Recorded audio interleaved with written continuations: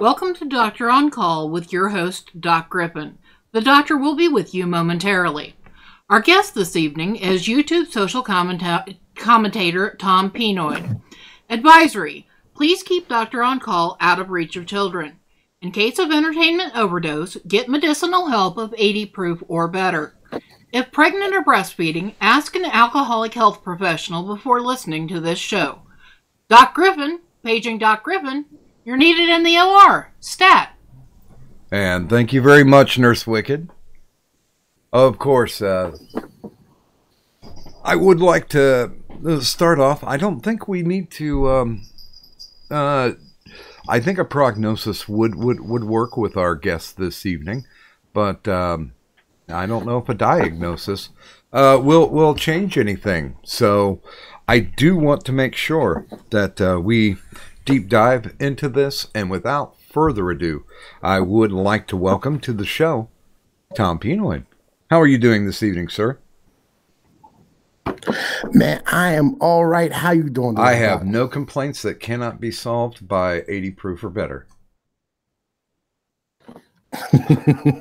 Man, I wish I got to work at 11 o'clock tonight, man. I can't be drinking. Well, I understand that. Consumption can be bad for you. But in this case, not so much for me.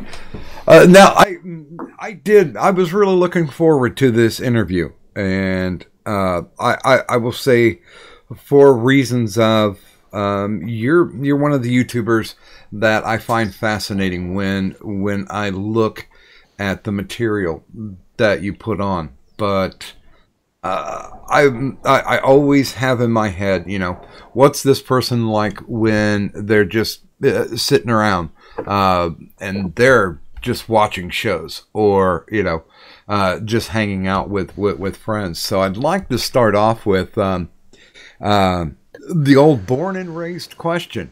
Where'd you grow up and how'd you grow up?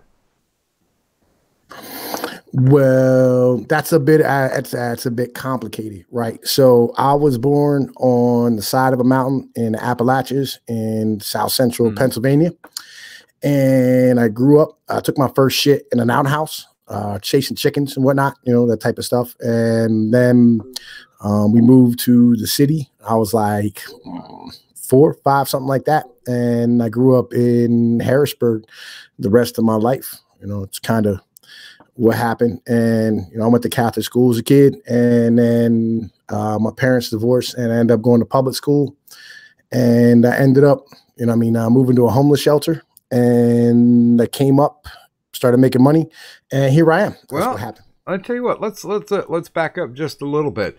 Were you an only child? Did you grow up in a full house? Well, I have a little sister. I call her my baby sister, but she's only like 18 months younger than I am. But I don't know, just kind of how, I don't know, I always looked at her. That's my little sister. I got 2 little half brothers. My dad remarried and had 2 kids. They're pretty cool kids. Well, one of them is, the other one's a bit iffy. He married a chick who became a dude, which is weird. But they're both like engineers. One's an aeronautical engineer, the other one's an electrical engineer. So, did you have the issue with having to bounce back and forth between the parents, or was it one just general? Well, usually I just live with my mom. My dad, I don't know, like after a divorce, a dude tends to go through a rough period where you're not real sure what to do. You usually fall into the bottle for a little while and get all fucked up, especially when you have kids and they ripped out of your life and that type of shit. And so I spent weekends with my pops for a while until, you hit them teenage years and you're like, fuck you, dad, that type of shit. And then I ended up flunking a grade, and my mom let me go stay with him for 3 months. And at that point, he was living out in the suburbs and I was in the city. So that didn't last real long. It didn't go well. As a kid, over which did you prefer, the suburbs or the city? As a kid, I preferred the city. You know, because like as a young person, like you always like being around like that crazy life. You know, he's always having stuff to do and bouncing off the walls and fighting people and, you know, stealing and robbing and all that type of shit. But, you know, once you get older, you know, like I moved out to the country just because I liked it so much better out there. I hated the suburbs and I still do. Like I hate khakis and plastic people. I fucking can't stand that shit. Sure. You know what I mean? That's completely understandable. So what kind of kid would you say that you were? I was a horrible, awful, violent piece of shit child. Like I was terrible. I was the most awful kid to my parents, and I feel like really bad about. Well, not really, but like, you know, because they made me. Like it is what it is. Like you created this motherfucker. But like I was the most horrible child on the planet as a kid. Like I was fucking awful. So are you putting forth the argument of nature versus nurture? Both. It's a little of both. And I mean, it's a nature of coming from a group of individuals who are highly violent, and then the nurture part of being around individuals who are highly violent. So it's kind of both sides of the ball game. It's both sides of the spectrum. So it wasn't like, you know, oh, you know, he was coddled and been people were nice to him. No, I was just savage, constant savage, like all the time. You know what I mean? Now, did you grow up going to school or in neighborhoods that had the majority of minority? No, it was mixed. Like it was a very mixed neighborhood. It was blue collar mixed with like a public assistance area, right? Like it was kind of like mixed throughout where I grew up at. So you had like kids who, you know, I mean, like their parent, like the richest kid I knew, he was a black kid. His dad was a banker, right? And then the second richest kid I knew was an Italian kid. His dad was the mayor. Like it was all Italians and Irish and black kids and Puerto Ricans. So it was just a good mix of that. But it was a very violent neck of the woods because it was like the city line area where like it just nobody like. So I lived in a town that you had to go like all right. So Pennsylvania is a little different than everywhere else. All right. So because everything's run by township, and like you have every township has its own police department, own fire department, own fucking what's that stuff called? Sports teams, right? And then you'll have a school district, which usually it'll either encompass the town or a bunch of towns.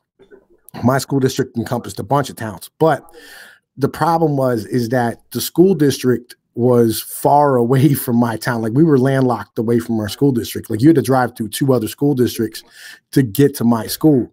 Like we went past high schools and elementary schools on the way to my school because they wouldn't take us in the richer neighborhood schools.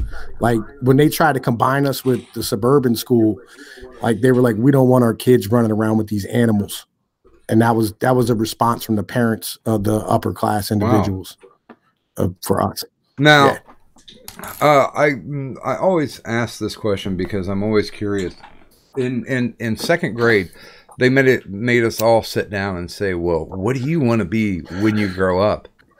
Did you ever have that situation? Because I know most kids in second grade, especially males, are like, you know, I want to be a firefighter. I want to be a policeman. I want to be an astronaut. I want to be a sports figure.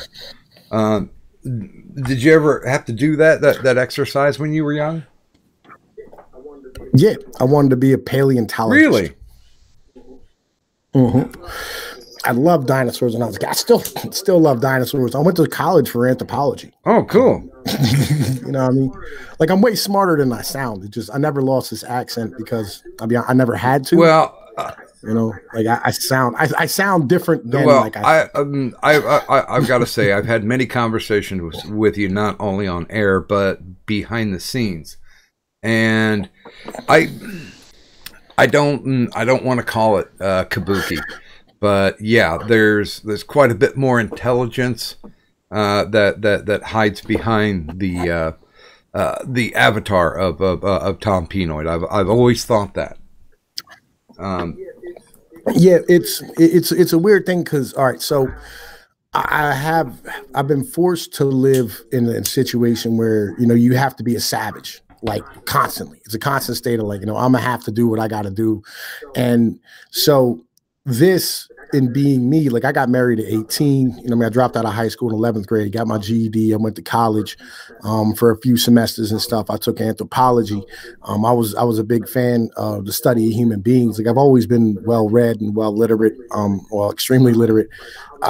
Like I was standing here, actually, I was in the newspaper a bunch of times for winning like those fucking Scholastic Reading Awards and stuff. And they sent me to like different places. I was in the jazz band as a kid. You know, like I was always highly intelligent. It's just I was raised a little different than everybody else. Like when you have to fight to keep your shoes, coat, and hat every morning to get a bus stop, the priority of being a normal human being comes second.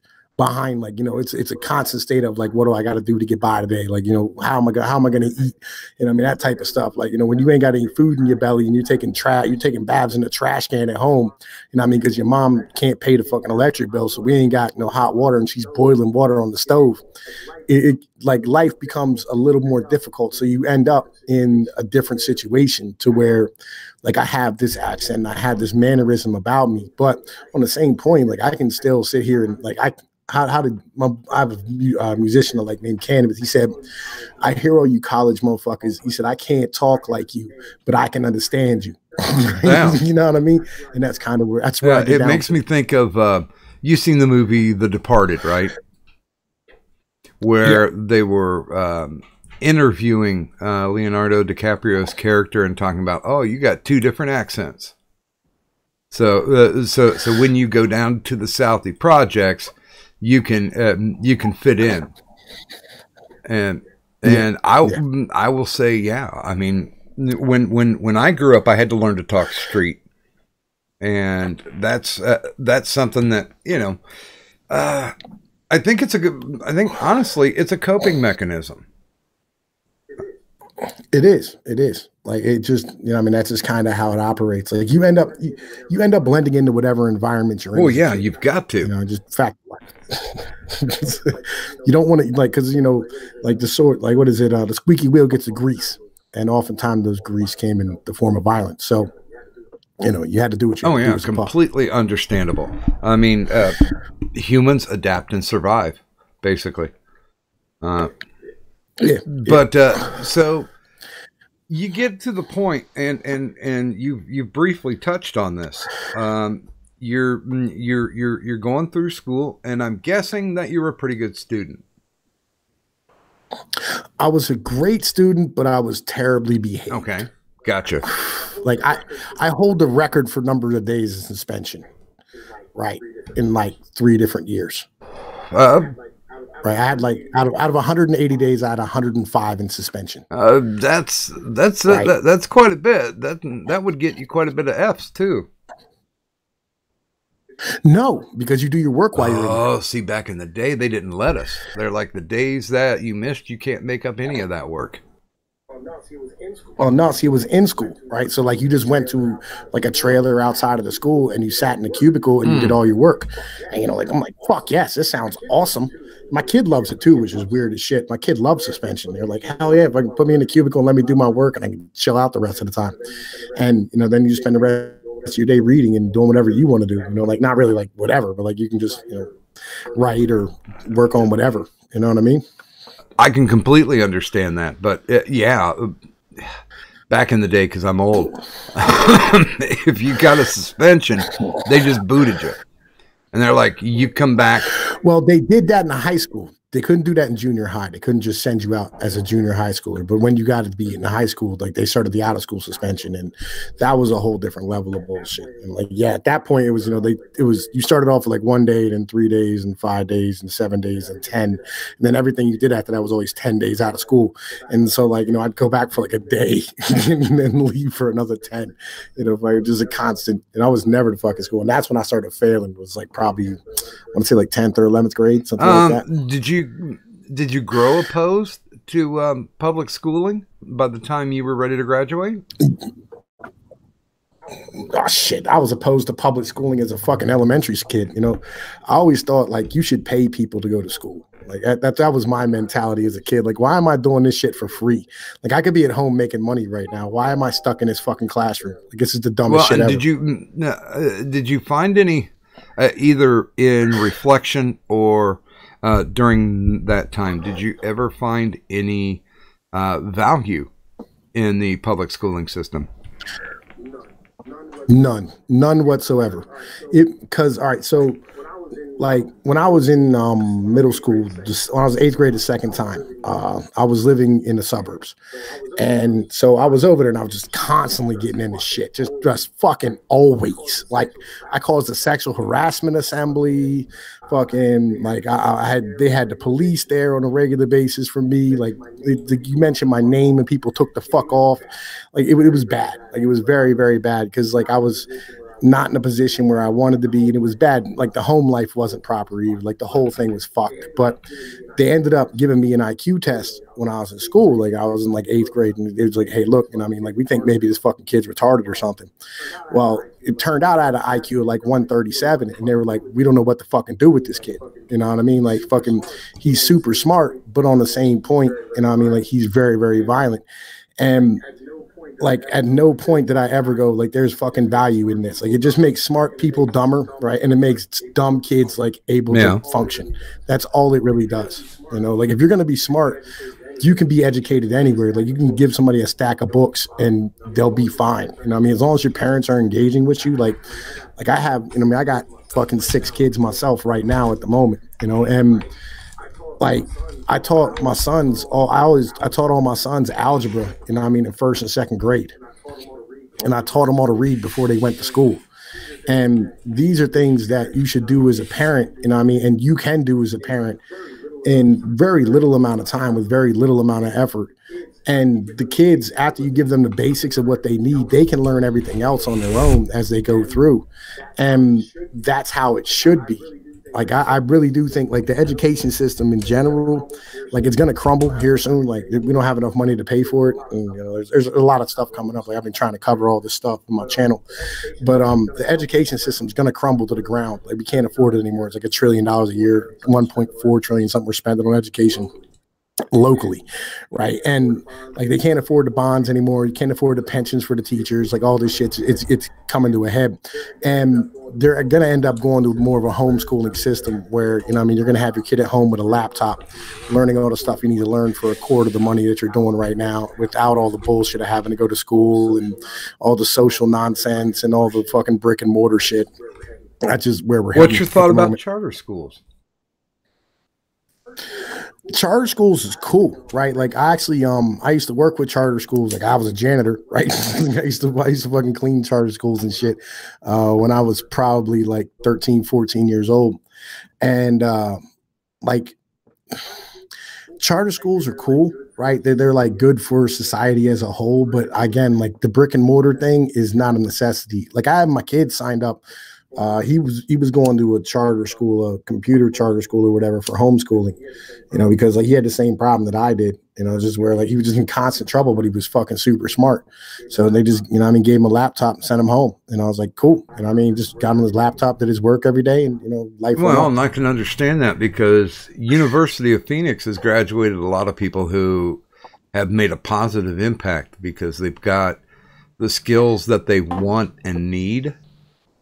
Instead of basically the problem that I had seen with public school systems is they tried to make you well-rounded, and that makes the child unfocused.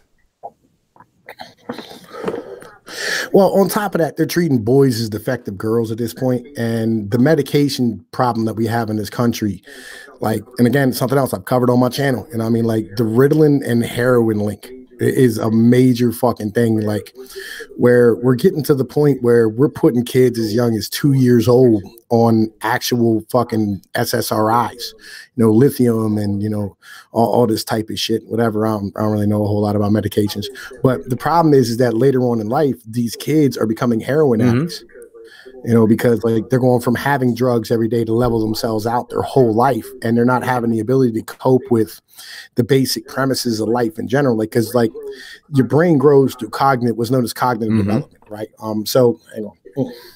If you take a kid who was just born, right, like fucking an infant, and you put him in a crib in a blackened room, they've done this experiment like in China or some shit, I don't know, and you put him in a blackened room and you feed him intravenously. and you leave them there till they're 4 years old. So they'll survive. You know, I mean, you give them water and food and all the bullshit they need, whatever. You give them a feeding tube. By the time that kid is 4 years old, he'll be deaf, dumb, and blind the rest of his life, because your body goes through actual points where certain things grow and certain things develop. That's why, like, you know, like you have to have a certain type of stimuli. Like stimuli builds your body. Like your body is just, your brain is just learned responses to outside stimuli. Like 99% of it is. Like that's all it really is. It's a giant pattern recognition machine. That's why they're having like a problem with AI. Like, because, you know, how you see is not actually like you see something. It's more, you see something and you go, how does this, what does this do for me? Like you see a chair, you don't see it as, you know what I mean, like a piece of wood with 4 fucking legs. You see it as something that you can sit on, because our body is all about learned responses as to what stuff does. And so if you stand here and put somebody on all these medications their whole life, they end up never growing the ability to have the chance to be able to cognitively function later on. And because you don't have, basically it's like not building the muscles, like wearing a back brace your whole life. The moment you take it off, like you're going to snap your own back because you didn't grow those muscles because they atrophied. You know, it's the same type of thing, but it's not an atrophy. It just, they never fucking grow. Like them connections are never made when they need to be made. And so you're going to end up having a child who's dependent on outside sources to be able to deal with life and to mask life away from them. Basically, it's like a disassociative. Well, yeah, the drug du jour back when I was a kid was Ritalin, and now it's Adderall. And they've already shown studies that using Adderall for any long term ends up turning children into people who have drug-seeking behaviors as adults. Yeah, that's really all it is. You know, it's the fact that, like, it's not so much that they're like they're drug addicts on purpose. It's the fact that you build a drug addict. You know, I mean, that's what you programmed them to be. Yeah. Quite literally, like you took them and you made them into being a drug addict because you never gave them the opportunity to build the muscle to deal with life.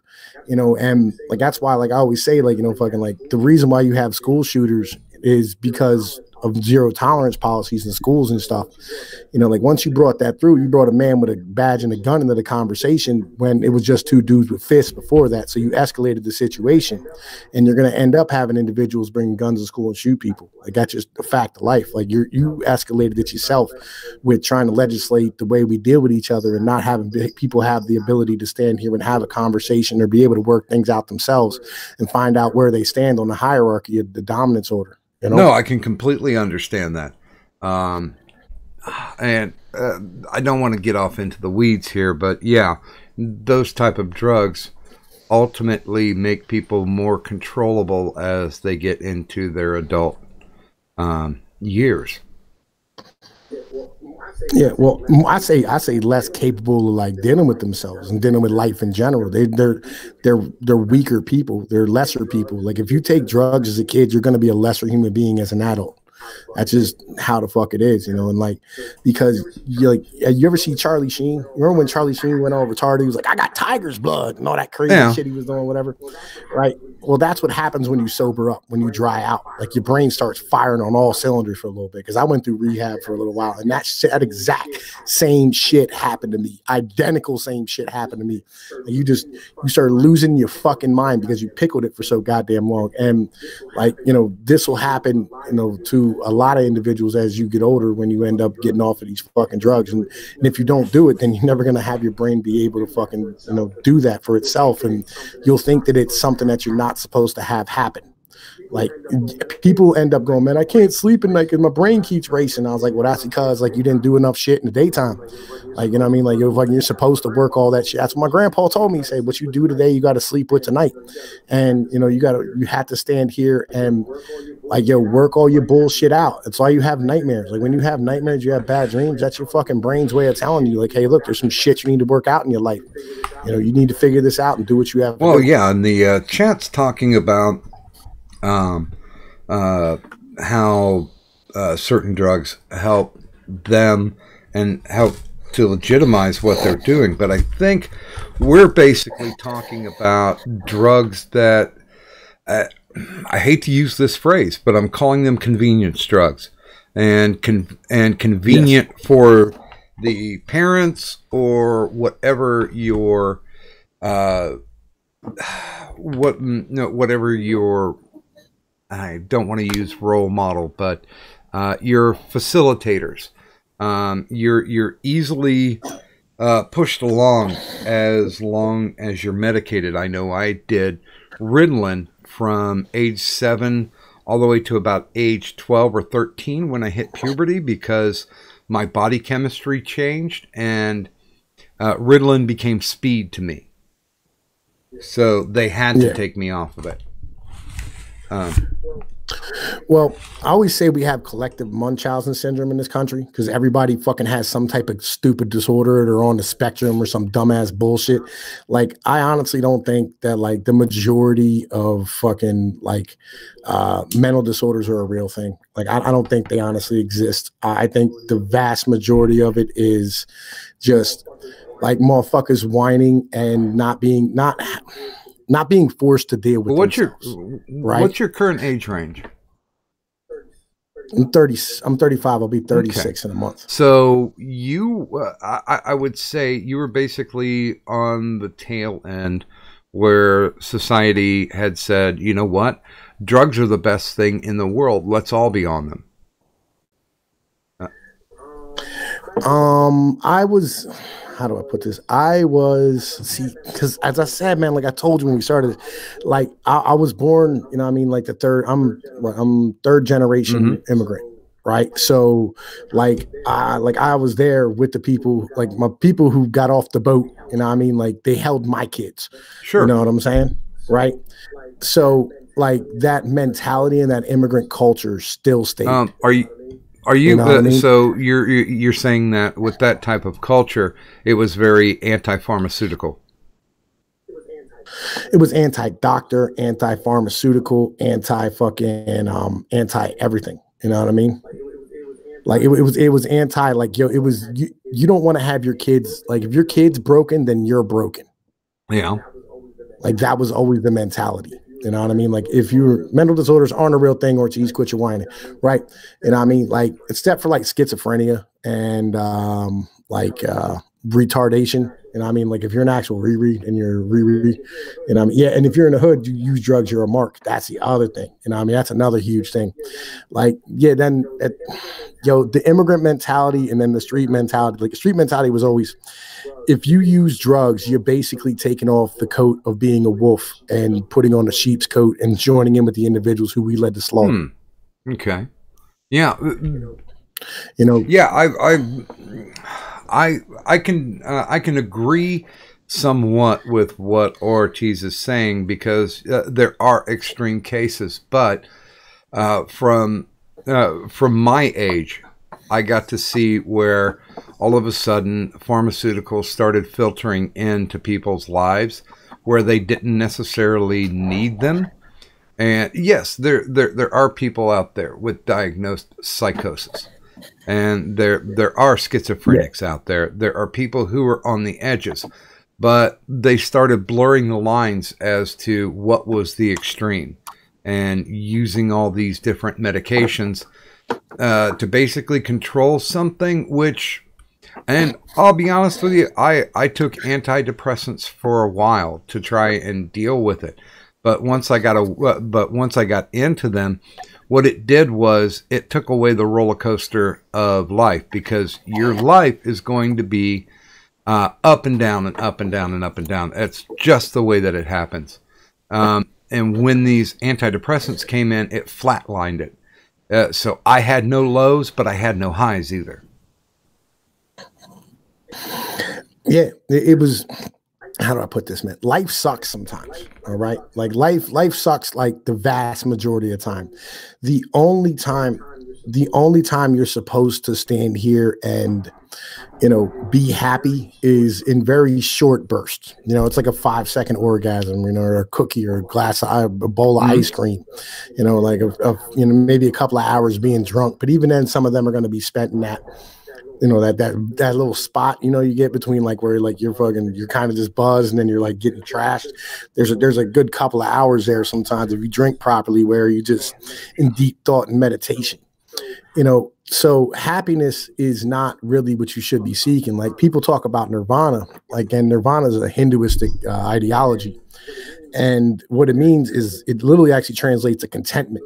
And that's what you should be looking for, is just contentment instead of be searching for happiness. And once you like lose the mentality of I'm supposed to be happy, you lose that, you lose all bullshit needs for medication. Like all that disappears, because you can be content with what you have and be content with your level and start looking at your life and go, all right, I can build and become better, and I can stand here and grind to become better. And if you're miserable, it might mean that your life is not what it's supposed to be. And like, here's another, like, there's a bunch of this stuff. Like I have what's known as delayed sleep phase disorder, right? I do wear Axe body spray. You're fucking right, I do, right? But so like there's like I have what's known as delayed sleep phase disorder, and what it is that like I go to sleep every day at 6 a.m., 7 o'clock, and that's just my schedule. Like no matter what happens, I always go back to that schedule. You know, like I don't care what I do. It doesn't matter how hard I try. It doesn't matter how hard I work. I'll never be up in the daytime on a consistent basis. So I work nights. And you have certain peccadillos, certain, you know, I mean, parts of your personality that are not going to be conforming to what society needs you to be. And you have to find a way to make your life and your personality and your being be okay with living inside of society, which might means you might need to find your own niche in what you're doing. You might have to find a different way, and I mean, a better way of living your life. And that's hard. And people are soft and weak and they're pussies. That's why they scream about mental disorders, right? Because they're pussies and they don't know how to deal with themselves. And they refuse to do the hard work of standing here trying to actually, you know, I mean, fix their life and do what they need to do. You know, that's really well, what it is. And I follow along with what my grandfather was my role model, and he was raised during the Depression. Where you were happy when you got something to eat, and there you go, and there you go. Yeah, and he basically told me, and this is one of the things that I carry along with me. He's like, "Listen, bad things are going to happen. That's just a part of life. It's how you deal with the good things that happen. If you're able to cling to that something good is going to happen, it lessens the effect of the bad things which will happen." Well, I always like here's the part of it that always gets me through, right? Is because I know how dark it can get, right? Like I spent probably 2 years as a kid eating nothing but government macaroni and cheese, right? And I got locked up as a child. I got sold as part of that you know, I mean, Cash for Kids program, right, where the judges were selling kids and whatnot, the placements. And I know what it is to have them jail bars lock on you at night as a child. You know what I mean? You're all by yourself. Imagine being like 15 and you're by yourself, locked inside of a cell with nothing but like a piece of concrete and a yoga mat. Well, no, right, and that's all. Well, you no, have. there might be some people out here in the audience that don't know what the Cash for Kids thing is. Oh, well, these judges were taking kickbacks on sending kids away to placement for bullshit charges. Right. And, you know, I mean, like a lot of us got caught up in that as kids. You know, I mean, something that happened in Pennsylvania, you know, it's a rough situation. Like the judges went to jail for this like last week, 2 weeks ago, 3 weeks ago, something like that at this point. But, yeah, so like, and he went to jail. The judge went to jail up in Scranton. The one down here, he's, you know, I mean, he's still doing, like, he's not even a juvenile judge no more. Like, everybody moved on and all the records are gone. Nobody knows what's up. But all this stuff, like, this was a normal thing back in the day. Like, this happened all the time. And like, you had all these placements like just pop up out of nowhere, you know, and then like they disappeared, you know, like fucking real quick once they started finding out what was going on. But yeah, so, you know, people are going to find a grift and they're going to take advantage of stuff. But imagine being 15 years old and you by yourself every fucking night and you don't know when you're going home. You don't know what you're going to do. They're feeding you like a kindergartner on a regular basis. Like these are mentalities that like I had as a child. And so when things get hard, it's like, and like, yo, what are you going to do to me? You know what I mean? Like, yo, what are you going to do? You know what I mean? To make my life any worse than what it used to be. And that's really, because back in the day it was medicate or incarcerate.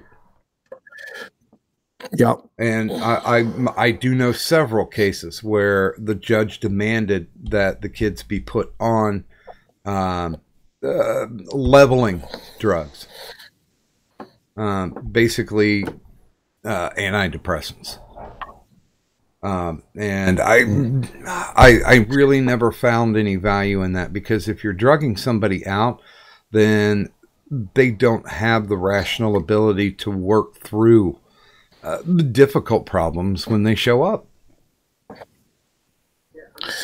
Yeah, I mean, and it's kind of like it's kind of on that mentality of like, so when it's kind of like people who have like a very strong pain tolerance, right? Like I have a very, very strong pain tolerance. Like some people have it. My grandma's the same way. Like, you know what I mean?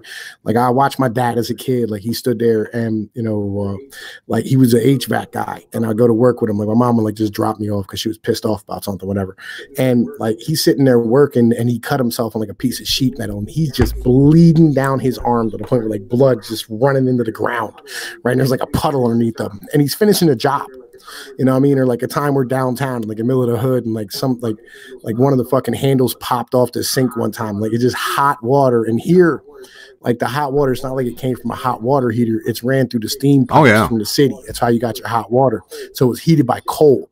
And this shit's like 150, 160 degrees. You know what I'm saying? Like it's fucking ridiculous. It's burning the shit out of them trying to put this back on. And like, you know what I mean? They're standing here like, and it welts all over their fucking hands after they get this fucking thing back on, because they can't shut off the hot water because it's at the fucking main in the street, you know? And like, you go, like, you have to be tough, you know what I mean? And when you're that tough, like your fucking life's going to throw shit at you. Sometimes you're going to have to be tougher than it. And if you don't have that ability, you know what I mean? If they stand there and take it away from you because they medicated the fuck out of you as a kid, or, you know what I mean? You've been on Vicodin all this time, you know, whatever, you know, some pain medications, like, and that's how you end up hooked on Vicodin. Like, yeah, there's like physical hooks in the brain, but on the same point is that, like, you know, any little bit of pain will have you wanting, like, have some type of release to get away from it. And that's why I don't take medications. Like I've never even had, like I haven't had a Tylenol in probably 7 or 8 years. Like I've never taken any medication. I've never been on Vicodin. I've never been on any opioids. I've never been on anything. I got hit by a car. I've been shot. I've been stabbed. I snapped my arm in 6 places. Like I've been hospitalized multiple times. I've never been on opioids, and I refuse. Like, you know, I went and got my wisdom teeth out. This was back in like 2012. And this doctor, he pulled my wisdom tooth out and he snapped the fucking, the where the teeth sit at in your fucking gums, right? Whatever the root of the baseline. Like, no. He snapped the actual, like the jaw, like where the socket. He snapped the socket, and the socket was sticking out through the inside of my gums, right? There's like a white chunk of bone sticking out of the inside of the gum of my mouth. And literally, like I leave out of there and I go back to work, right? 10 minutes later, after he's done with this, I go back to work with a bottle of Tylenol and some gauze in my mouth. No Vicodin, no bullshit, no nonsense. And I fucking worked every fucking day after that. Didn't take no days off. That's the type of man you're supposed to be when you're a fucking dude.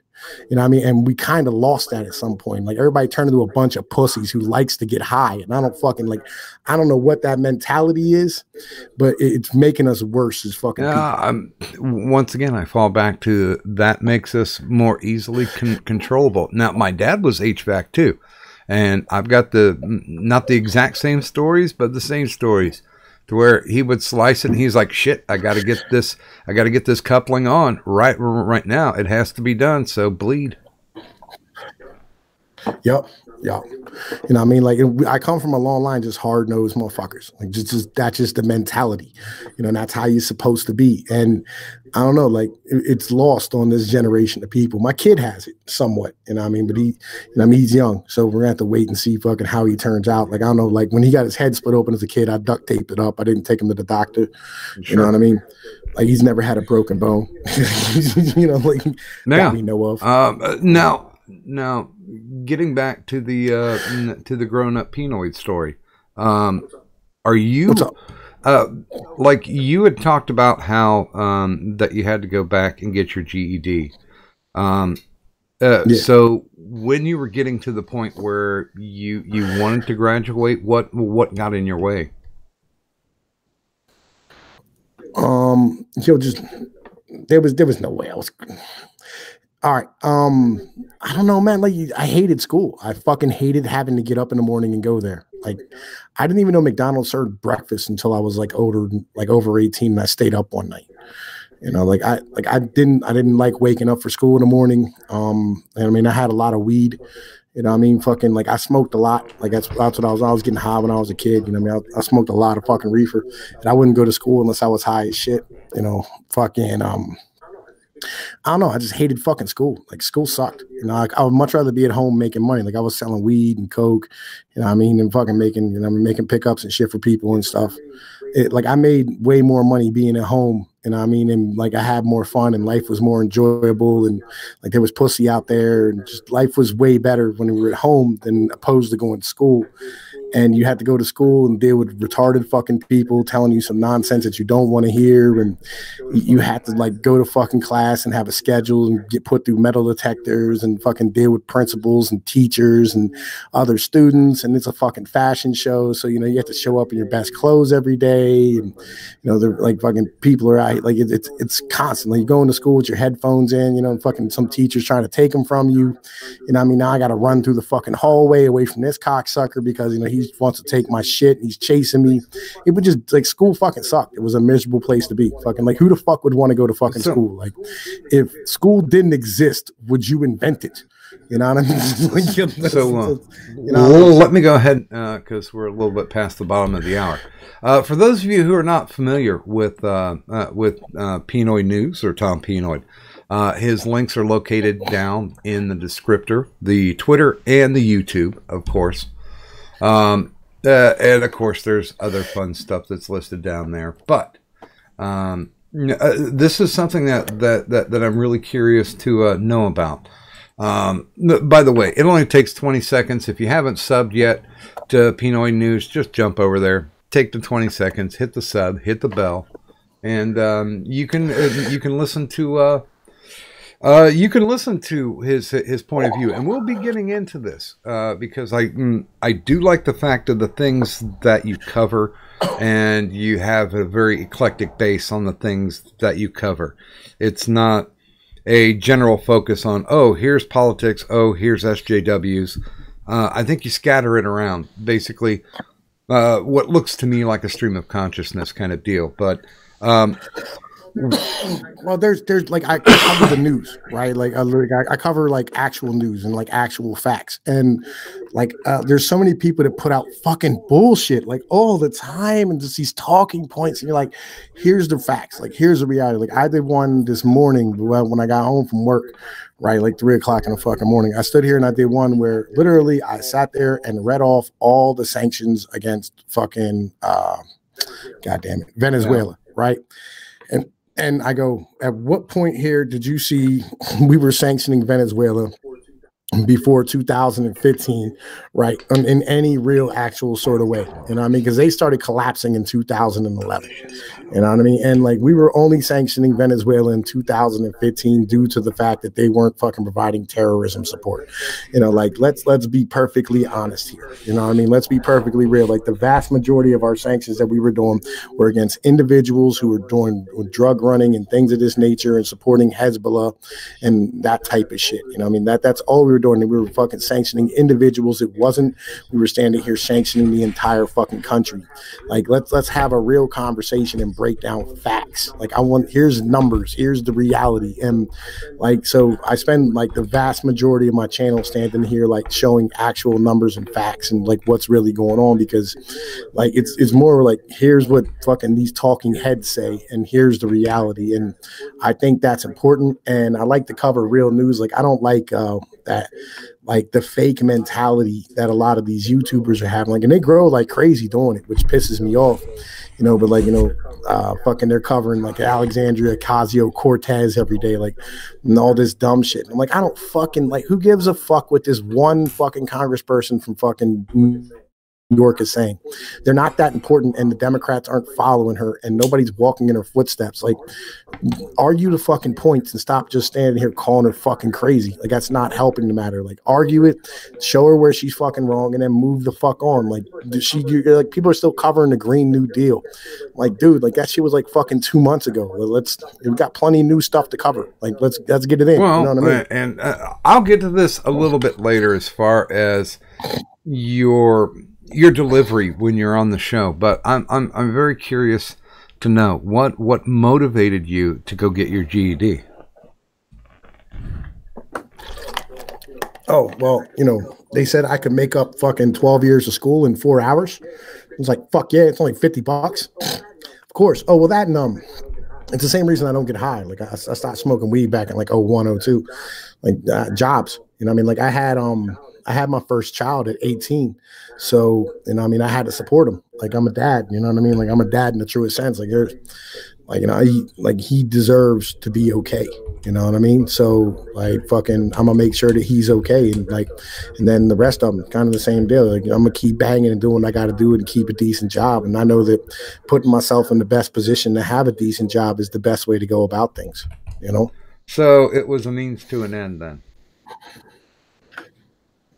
Well, it was so like I could have, like, I always think, like, if I'm gonna go for a job, right, and somebody else is gonna go for a job, and like, if you're gonna go in there, you should have the best opportunity possible. Put yourself in the best position possible to, like, be able to pass a urine test and pass a hair test and be able to stand here and, like, get the job that you need, like, have the references and all the stuff that's possible and dress, the proper way that you need to dress for your interviews and that type of stuff, like, so if you're going to be that type of person, if you want to be able to make money and you want to be able to support yourself and maintain employment and, like, make a decent wage, you have to put yourself in that position to do so.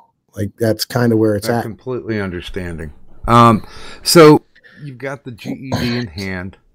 Yep. Most of the life revolves around having a job and making your ends.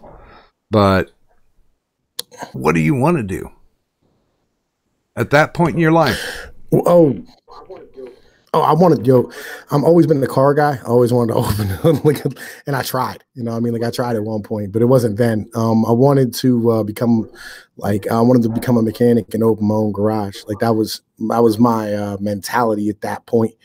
And, like, that was like my means to an end. Like, that's what my ultimate goal was. And, like, they change up as you go through life. You know what I mean? Like, fucking, you go, that dream's not going to happen. Let me go this way. You know what I mean? That dream's not going to happen. Let me go this way. So you end up, like, I don't know. I just ended up, working and grinding and making money. Like, I don't know. That's basically what I did the rest of my life. But okay. So, but still in the back of your head, what was the Pnoid dream? That was my dream. I wanted to build hot rods and shit. I wanted to take my car out to the Scottsdale auction. And I wanted to, like, start building, classic cars and be in that mode, be that type of person, have like a house with fucking, like 20 acres, sure, that type of stuff. You know what I mean? Yeah, that's kind of what I wanted. I ended up, like, I never really ended up, like, getting the house with the acreage, but I did buy my first house when I was 25, which was cool. You know what I mean? You achieve some goals, some you don't. Sure. I mean, everybody always talks about the brass ring, but most of the time when they talk about it, it's a ring that's way out of reach. And a lot of people draw fire just because of the fact that they set goals that are achievable. And people are like, well, why don't you reach for the stars? And it's like, you know what? The stars might be a little closer than you actually think. Like, what star do you want? That's kind of really where you get to. Like, do I want to be rich and famous? No, not really. I'd like to be rich, not famous. Like, I don't want to have to deal with all the extracurricular headache of being famous. But on the same point, like, I'd like to be rich enough that, I'm okay in life and don't got to worry about bills no more. And, like, I can have, like, a decent living, and end up providing my kids with the opportunities to do what they need to do. But, ultimately, like, I'm happy with being able to provide for myself and take care of my kids and, you know, put diapers on their butts and stuff, that type of stuff. You know, like, I don't know, man, like when you don't have a whole lot, a lot of times, you know what I mean, you end up like fucked up in the game and, you know what I mean, like sleeping on couches or floors or whatever the case might be. You end up, you know what I mean, being happy with, you know, just the small amount of things that you have, you know what I mean, counting your fucking blessings. Well, and sometimes. honestly, is there anything wrong in your perspective with the original American dream? Well, right now, I mean, like it's unachievable at the moment. Like that's a bit of a problem. It's kind of out of reach for everybody. You know, that's something that, you know, like we're going to have to come to terms with here soon as Americans, like, because that dream has really been pushed way out of the realm of possibility for most people. Yeah, I can certainly understand that. So, oh, by the way, I do have to say that question and answer session is coming up in about 10-15 minutes. So if you do have any questions for Tom Pnoid, start thinking about them now, and then I'll give you the go ahead to start loading them in the live chat, and we'll start asking them. Now, I do have to ask. So basically, you're working stiff at this point. What kind of drew you into this YouTube thing? Again, like I just got tired of the lies and the bullshit. You know, like that's kind of where I got down to. Like, and I seen all these motherfuckers on YouTube making money and doing their thing, and I'm like, you know, I bet I could do that. Like, legitimately, I bet I could do that. And you know, I mean, I had my baby's mom. She was like, "Why don't you?" You know, I mean, I was like, "Yeah, why don't I?" You know, I mean, she's like, "Oh, you have an awesome voice and like an accent that only you have." I was like, "Yeah, like that sounds about right." Like, you know, I'm kind of unique in my own person, so why? Yeah, why the fuck not? You know, what I mean, so I did that shit, and you know, so who was your gateway drug? And it could be somebody who was who had a positive or negative effect. What do you mean gateway to drug? Get into doing the YouTubes? You know, another content creator. Angry Man, and Hard Bastard were the two individuals who, like, you know what I mean, were my foray into doing this. You know what I mean? A lot of people don't know who the Angry Man is. He's part of the Black Manosphere. He's a Black YouTuber, but his mentality and his tips about as far as like how to run your shit and how to like build your channel and how to grind and the stuff that you can do is like stuff that I use a lot. And the Hard Bastard is a news channel, and again, he's a Philly dude. You know what I mean, much love. He was dating Aiden Paladin for a little bit. Yeah, I like him, and I mean, fucking, so, and I mean, I was on there and I was super chatting it up, and you know, and then I ended up getting into like fucking Gulf City. You know, I mean, we were all hailing a whale, and AP was pushing me heavy and helping me out and dragging me on streams and stuff, and you know, I mean, like put me on. Like I ended up like my first time I got on a real stream, I ended up telling Tonka, you know, I mean, to go fuck himself, and said fuck Tonka's grandma. You know what I mean? Yeah. Yeah. You know, I mean, it didn't go well for me my first time. You know what I mean? Just because I was drunk as fuck. And that was a crazy night, legitimately. You know what I mean? I was you know what I mean, I was with this chick and shit. And she ended up taking my car and got pulled over for drunk driving and shit. And fucking I had to go get my goddamn car out of a parking lot. It was fucking bananas. Like the whole thing was fucking insane. You know what I mean? But yeah. So that's, you know what I mean, like that's kind of what happened. You know what I mean? Like how the fuck I got to where I am right now. You know what I mean? Like me and AP is still boys. Like fucking we talk almost every day and shit. I don't know if anybody knows Adonis Paul. If you haven't discovered AP, then yeah, I will second that. I will back him up into the tribe of cool ass people. Yeah, man, fucking AP's the shit, and he got a heart, you know what I mean, that's like broken, but it is as big as fucking, like, you know what I mean, the whole world. Like that motherfucker is like legitimately one, like everybody knows him as such a savage and shit. Like me and him, like he's another Guinea. Like he's half Italian, half Irish from down in Louisiana. But like, yo, that motherfucker will give you the shirt off his back. You know what I mean? He's that type of dude. Like I told him I was hurting last week and he just dropped $10. And I was like, nigga, come on, man. You ain't got to do all that, bro. And he's like, oh, I got you. I was like, yo, man, thank you. Because he knows, like, I've dropped like thousands of dollars on him. Yo, me and Excel pumped that motherfucker up all the goddamn time. Like, here, bro, we got you. You know, like fucking it gets passed back and forth. We call it the Streamlabs economy. Fucking, we all are passing around the same like $50 over and over again. And he shouted me out more than once. Some of the bigger YouTubers have, and I certainly appreciate that because that's something that you don't have to do. But now there's something unique that I wanted to talk to you about as far as the circles that you travel in on the YouTubes. And I've had my conflicts with very few people, so I think I have the ability to travel in a lot of circles, but I'll be honest with you. You travel in a lot more eclectic circles than I do. Yeah. And sometimes you draw fire for it. Yeah, I don't give a fuck. Oh, no. You know what I mean? I don't give a fuck. They still paying me, motherfucker. Like, yo. Now, I know because you still hold conversations with Scooby, if I'm correct. No.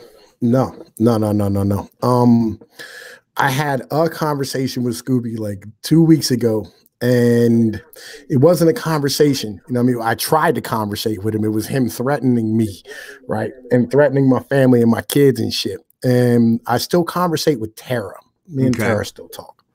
Fucking, because she's reasonable as a human being. You know what I mean? And I shitted on her in a couple of videos, but like really I never really like fucking hammered down on her.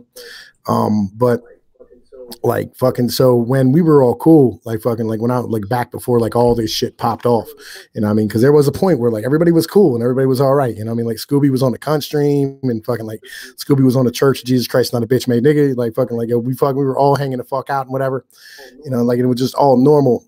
Fucking I used to like do like charity streams and shit for Tara to like help her get sewing machines and, you know what I mean, put her Streamlabs up and whatnot. And like, so, you know, there's like a fucking just a mutual respect type of deal. You know what I mean? Because I've never like her and Burnside. Like Burnside, I stood there and I fucking stood there and promoted his streams and shit. You know what I mean? Tried to help him out and put him up in places. You know what I mean?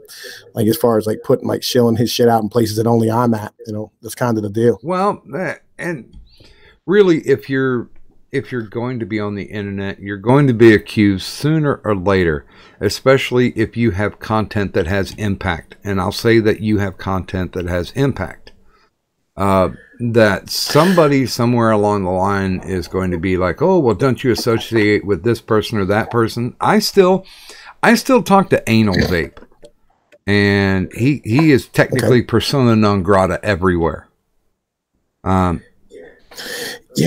Yeah, I mean, like, you know, like I run around with MGTOW people, red pill people, you know what I mean, the furry community, like fucking, well, not furry community, like Cass and fucking, there's nothing wrong with Cass. I'm sorry, dude. Yeah, you know what I mean, like, there's like I run around with furries and shit and fucking, like I go, you know what I mean, hail the whale with the ghost and, you know what I mean, I hang out with Adonis Paul, I come over here, I do the cunt stream, I run around with blood sports people, like I'm in a lot of fucking circles on YouTube. Yeah, you still talk to Mickey Coy, right? A lot of circles. I'm trying to talk to Mickey Coy. I can't fucking get a hold of him. And I mean, because there's like some shit that just popped off here recently and nobody knows about, but like me and two other people.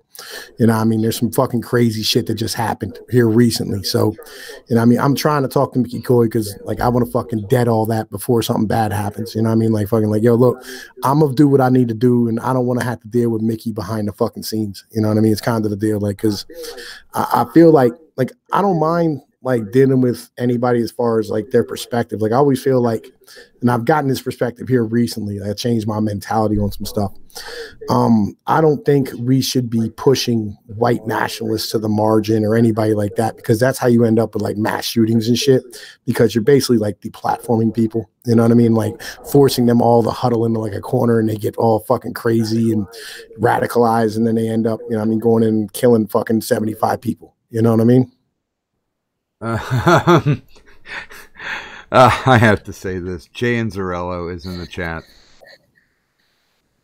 I highly recommend you cease this conversation about Scooby 331 and discontinue the stream with the criminal known as Tom Pnoid immediately, else face FIB investigation. I'm J.N. Cirillo, FIB. And I apologize to the chat who doesn't know. It's a very good inside joke. Yo, it's like the best troll ever, like legitimately. You know what I mean? It's one of the best memes we've ever came up with. It was fucking amazing. But yet, like fucking, and here's the thing, like here's really what this is. This is a job to me. All right. Like this is work. Like I put in a lot of work on my channel. Like people have no idea like how much work goes into videos. Like y'all really have no fucking clue. Like the average video probably takes 4 hours to work. Yo, it's the Furry Investigative Bureau. All right. You know, watch yourself, Ortiz. That nigga will fucking put a case on you. Right. But like yeah, so but yeah, it's like 4 or 5 hours goes into work, like between like fucking like standing here doing all the research behind stuff, getting all the information together, getting the websites together, getting the pictures together, recording the shit, putting it all together, putting the music behind it, you know what I mean, rendering the video to fuck out and standing there actually upload. It's like 4 to 5 hours of video. So this is work. You know what I mean? And these people around here are like, yo, I can't fucking, you know what I mean, get around with all these fucking, whatchamacallit. Like, I can't deal with all these fucking YouTubers, so many people. These are just people I work with. Like, that's really what this is. You know what I mean? Like, except for like Excel and AP and Sunrise. Like, you know what I mean? Don't take offense, but like, these are guys, though, who Excel stood there and said, look, man, we're going to get you streaming.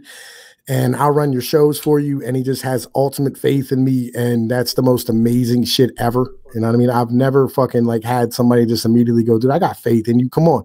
And he didn't know me from fucking Adam. And, you know what I mean? AP's on that same level.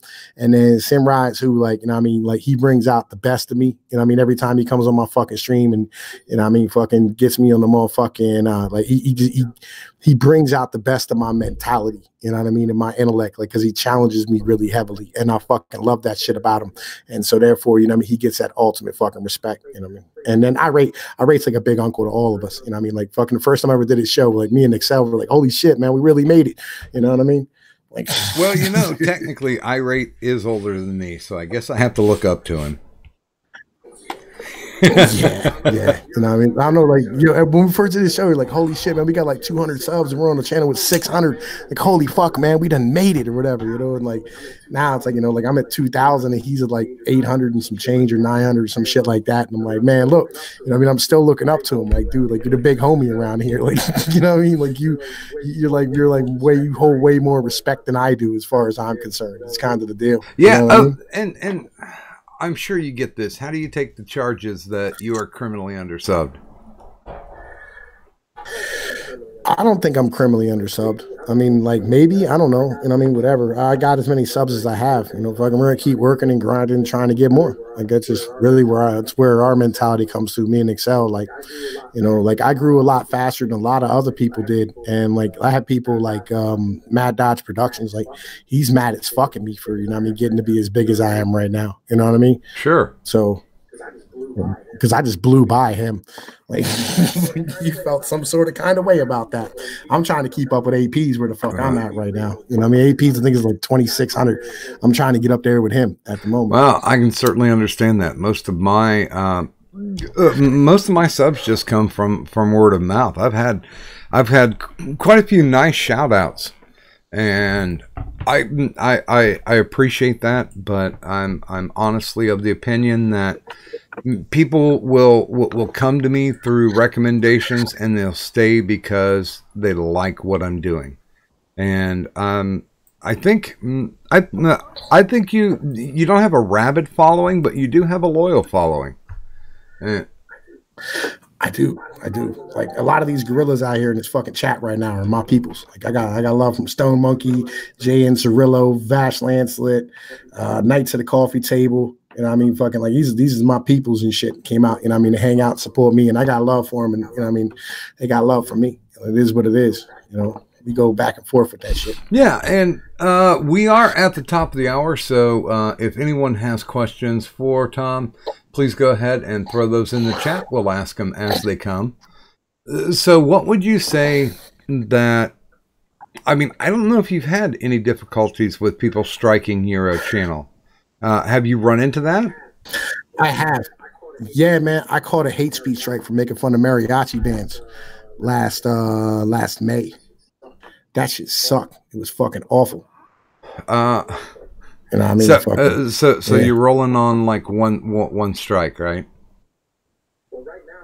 Well, right now, that strike's gone, but I have a new one right now because I put up the video. Well, all right, I used part of that video with fucking the shooter from New Zealand, and like they took my thing down and didn't strike me, and then like 2 weeks later, after I was monetized, they striked me. Yeah. Now, how do you personally deal with the YouTube politics? You know, fucking, you just do what you do. Like, like I make my own money. Holy shit, man! You know, fucking like, holy fuck, it's goddamn fucking Damonus Anubis is in the fucking chat. It's another one of the. I think he is criminally undersubbed. Like, yo, that dude, like, yo, he is criminally undersubbed. Like, legitimately. Sorry, fucking I apologize, man. I've been meaning to talk to him. I haven't had I just fucking been blowing it off like for the moment. Yeah. But the YouTube, you just deal with it. Like I make my own money, and I mean, like what I do is I stand here and I make content throughout the week, and then I do like 2 streams a week. I do the church on Sundays, and then Thursday nights I do Pnoid live, and that's how I make my money. You know what I mean, off of Streamlabs and stuff. Like that's, you know what I mean, how I get paid for what I do. You know what I mean? And yeah, I would agree. The 2 people that I chronically retweet on their Twitters is yourself and Anubis with his Rackus Snooze. I even just like bored and threw him some visuals, which sometimes he uses, and that's cool because I will just to get off in the weeds a little bit. I will throw out graphics to people whom I enjoy. And I'll see some graphics and I'll be a dick and be thinking like, well, I could do that better. And I'll do it and I'll send them over to them. Sometimes they use them, sometimes they don't. But it's just my will and desire because I can't throw money at people. I just don't have the ability to do so. So I'll throw my creativity. And hopefully that'll get them a little bit farther down the road. Well, I paid Damonus a bunch of times to play games that were horrible, right? And you know, in general, throwing money. But I gave him his fucking icon. Like I found that shit for him. You know what I mean? His fucking avatar that he uses. Like that was me. I'm not gonna say who I've perpetrated for, but yeah, there's a lot of my stuff out there floating around, and I don't really care if I get credit. I just want them to get over. You know, I guess it falls back to when I used to book wrestling for independent shows. I just want people to get over. I want people to show up. I want people to buy that ticket. And I really think Pnoid News is incredibly worthwhile because I'll say this. Initially, when I first listened to one of your videos, I heard ghetto slang. But then I heard a logic behind that defeated the purpose of the ghetto slang, other than the fact that it's a common man speak. And people will understand you walking into a subject and talking about it on the real. Yes. And now, like, here's some, like, people, how do I put this, man? People stand here and they hate accents nowadays. Like, it's weird. Like, it used to be that every place had its own accent. It had its own, like, little dialect of how, like, people sounded. And it's still kind of that way today, like, down in the South. And, like, you can tell the difference between somebody from, like, northern Florida versus, you know, North Carolina. Like, it's 2 different types of conversations. It's 2 different words, 2 different lingos that they have. Same with Pittsburgh, has its own, you know what I mean, ideology. Where I live has its own like how do I put this? Its own terminology and its own way, like they have their own way of speaking.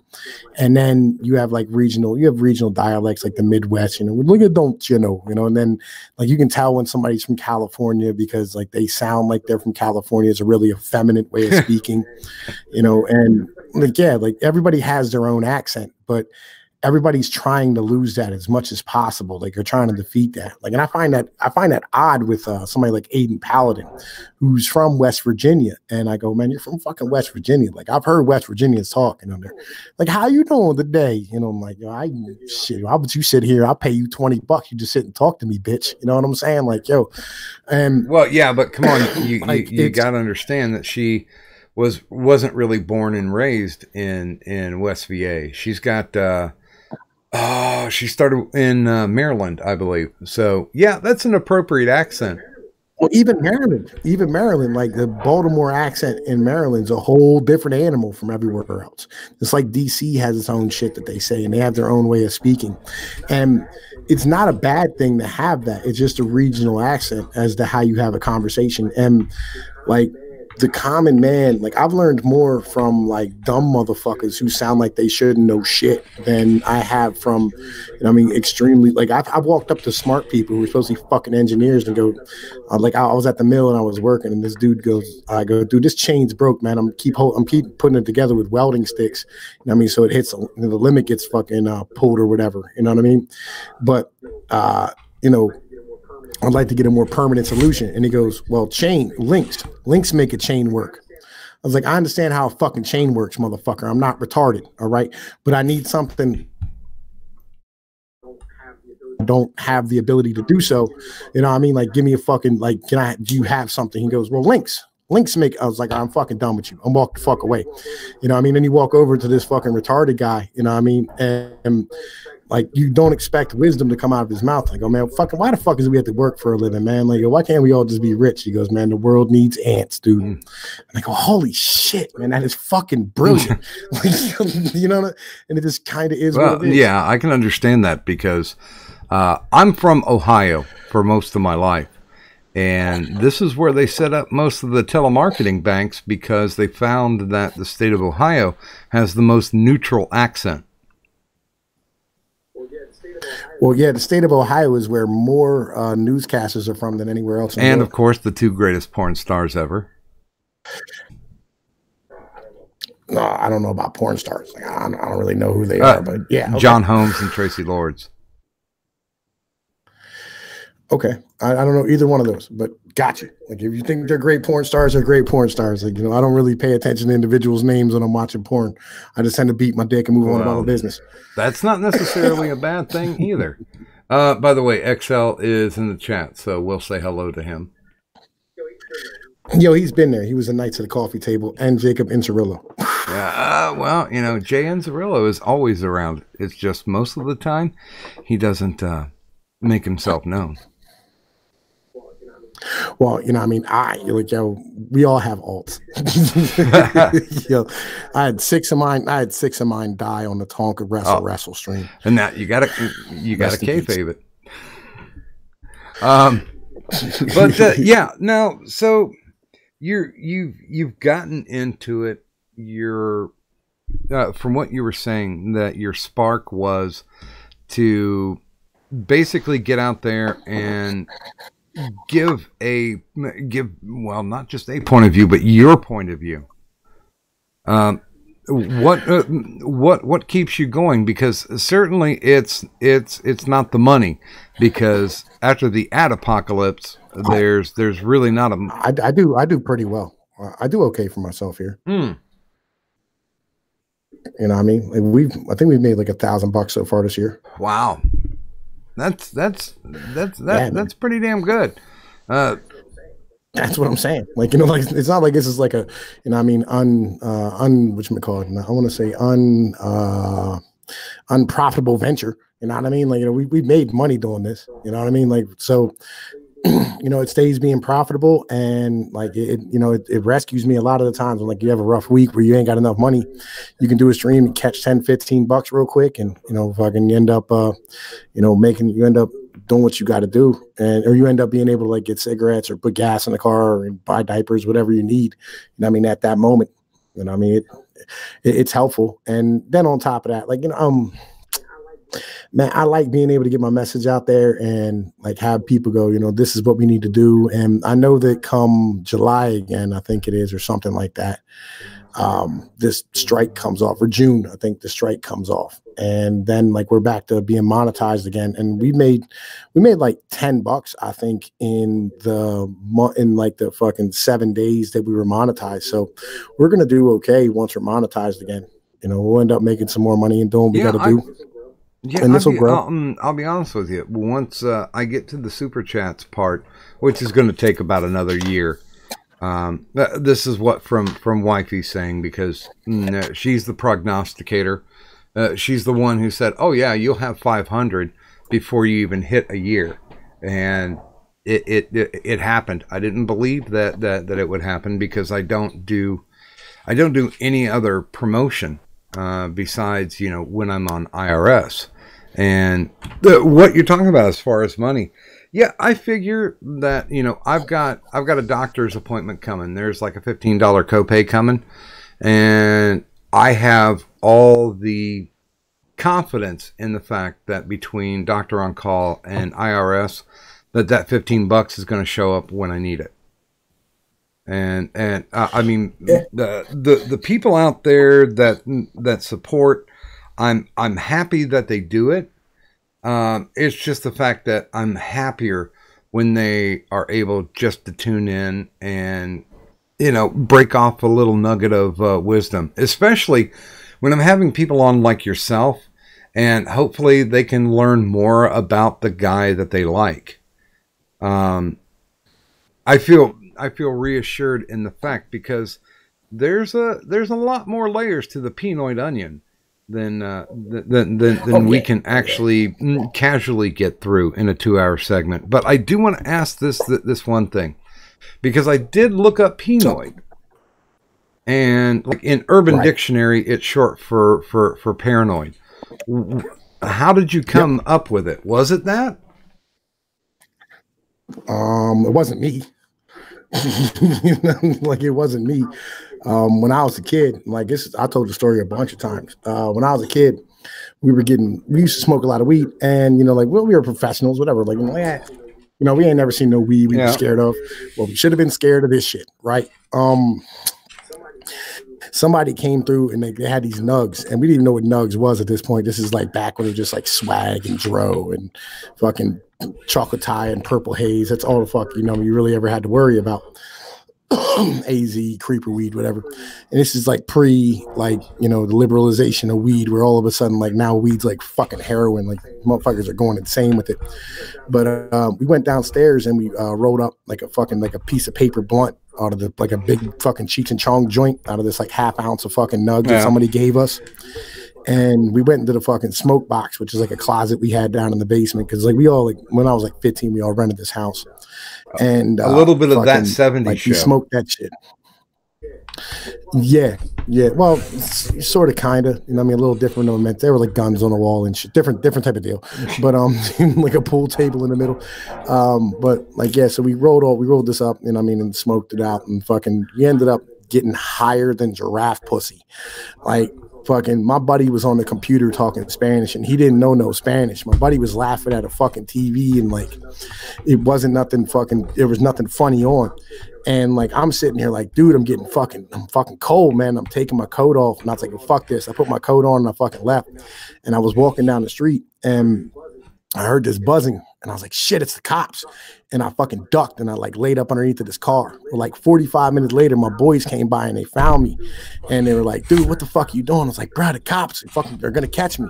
He's like, man, stop being Pnoid as fuck, man. You always paranoid and shit. Like, dude, man, fuck, man. Like, yo, it's just a goddamn air conditioner, man. There ain't no fucking cops. And fucking, that's how I got my name. Thank you. Tom Pnoid. I was that from then on. Well, there you go. Now, how did you develop the avatar to become a gorilla? Well, at first I was using an avatar of the Superman gorilla. I forget the guy's name now. Fucking at this point, fucking it's kind of eluding my brain. And then like it turned into, I found like this biker gorilla thing, which I found on the internet. But once like my channel started blowing up, I paid Samaj. I don't know if anybody knows who Samaj is. He's a great guy. Fucking, I paid him like $50 to make these fucking avatars for me. I got a bunch of them. It's like a whole bunch of different faces of this. You know what I mean? And like, yeah, that's where I got this. And like, I'm, you know what I mean? I kind of look like a goddamn gorilla. Like, I walk like a gorilla, act like a gorilla. I sound like I'm a fucking gorilla. So I'm a gorilla, you know, it matches and it works. I can understand a little bit of Gorilla Grodd and what you do. Grodd. There we go. Grodd. Yeah. That's okay. That's not a bad thing. I think it takes a lot of people to figure out where you need to go. Just like my avatar is a combination of a ton of different things. But when you, well, I tell you what, let's ask this. Now as a content provider, do you prefer streaming over making videos? No, I like making videos way better than streaming. And why's that? Because in my video content, I'm able to, like, I think it's better. Like, I think my video content's much better than my streaming. Like, the video content's more serious, and like I'm able to like put more information into it in a more compact manner, in a more like organized manner than I do when I stream. And when I stream, it's usually like, you know, like it's just you get me, you know, you get the character, you know, Tom Pnoid. And when, you know, I mean, like I'm in my video, like when I do my videos and stuff, it's usually like I get to cover something and I get to throw my commentary on it, and I get to put all the information, and I can back up everything, and I can sit here and like put everything out that I want to put out. And I like making videos way more than I do actually like, I mean, doing streaming and shit. I don't know. I think it's just better. Like my video content's way better than my streaming. But you know, my streams are entertaining as fuck. So is it the amount of control? I don't know, man. It just I like making videos better. Like, and I guess it's more exclusivity. You know what I mean? Like, because everybody streams. You know, everybody does this shit. Like, fucking everybody on YouTube fucking streams now, and which is cool. You know what I mean? Because you get like 2 hours worth of content. But you know what I mean? And like I get a lot of playbacks on mine. Like I start off with like 150 views, and by the end of the week it'll be at like 300 or 400 or whatever. But on my videos, like I like the fact that, you know, I mean, there's a lot of times I catch the fucking wins, and I'm like on something that like everybody else is on at the moment. And like, I'm doing like my content I make on my videos are, how do I put this, man? It's aimed at different directions. Like I have stuff I do that the MGTOW guys really like. And I have stuff I do that's like about the retail apocalypse, and my economic stuff that, you know, I mean, I got a cult following with that, you know what I mean? Because people really like pessimism porn, and I love it too. I love doing it. I love making that fucking content because it's something that fascinates the shit out of me, you know? And then I got, you know what I mean, stuff that I do on just some news stuff, which, you know what I mean, a lot of times like I grab stories that nobody else is covering, I'll be like fucking like 2 weeks or a week ahead of everybody dropping some shit. You know, I'll scoop like the best news channels on YouTube, which is fucking amazing to me. I love that shit, you know. And like, you know, I like making videos. I just like it way more, and because I have more ability to do shit, and I think my voice sounds better.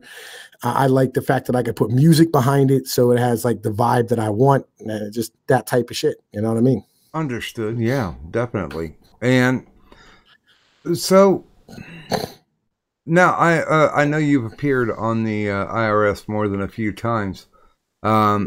Is streaming to you more chill? Is that something where you can unwind? It depends on where you are. You know what I mean?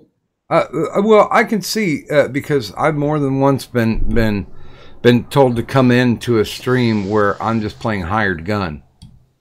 But, I mean, do you find that happening to yourself? Or is it just more, okay, you got an invite, chill, let's go ahead and flex a little bit here? Well, yeah, again, like it depends on what stream you're on. Like if somebody goes, "Hey man, I need you to fucking come and help me out," like I go and help somebody out. You know what I mean? But if somebody goes, "Hey man, you know, like just come hang the fuck out and chill with me," and I'll come hang the fuck out and chill. You know, like it all depends on what you're doing. Like if I go on a stream where like I'm in front of 1,000 people, you know what I mean? Like I gotta fucking show off. But if I'm on a stream that got like 3. You know what I mean? It's like, yeah, whatever, gives a fuck. You know what I mean? We're sitting there and like me and Sinrise, like I was on Insomnus joint like probably like a week ago. Dude, fucking the best conversations ever. Like, holy fuck. Like we broke into like an hour-and-a-half conversation about religion and God and like the meaning of life and shit. It was fucking amazing. I love talking with Sinrise. That's what I'm saying. It's like I love fucking streaming with a dude because legitimately, like we just get into a thing and just like you ever watch shit fucking there was some show, I forget what the fuck it was. He said, "I'm sorry, man. I know that was a 3-minute song, but we got into a serious thing, right?" And like, yeah, we just like jam sessions. We just go hard. It's amazing. And like your stream, like I love coming over because like you have Ortiz and gaming and yelling, and like I miss hanging out with my Puerto Rican homies. Like I miss them motherfuckers from the hood. I do. They were fucking the best people to hang the fuck out with. And so I had my opportunity to sit there, you know what I mean, and do my fucking, you know, do my Spanish thing that I usually like fucking we used to do all the time, you know, cut up and talk about Sazon rice and Goya and shit. And, you know, if I could just go back and forth with the cocodrilas and all that nonsense that we fucking do, you know, I mean, I got fucking like, it's fucking amazing. And, you know, like it just depends on the stream. It really does. Like there's some streams where people are doing shit and like I go over to like Excel stream, like he's doing the Nights at the Coffee Table right now, and like fucking when he does his shit, like I'll drive by with some information or I'll just come through and like they have like a whole thing set up for when I come by and I go, hey, you know, and like fucking all of a sudden like have sirens and shit go off, you know, and fucking whatever. It really does depend on like what we're doing, you know what I mean, and what stream you're on. And I will say, I think when you did the conversation on the IRS with Aiden, that was, yeah. I'm not saying that you stepped up your game, but you more than held your own. With talking to someone who is, I don't call her a YouTube academic. I think she's more of a YouTube scholar. And I was very happy to just sit back and listen to that because there's a lot of people who give me grief when I'm doing IRS. They're like, "Oh man, this person or that person took over your show." And I'm like, "I guess you don't understand the reason for this show to exist, do you?"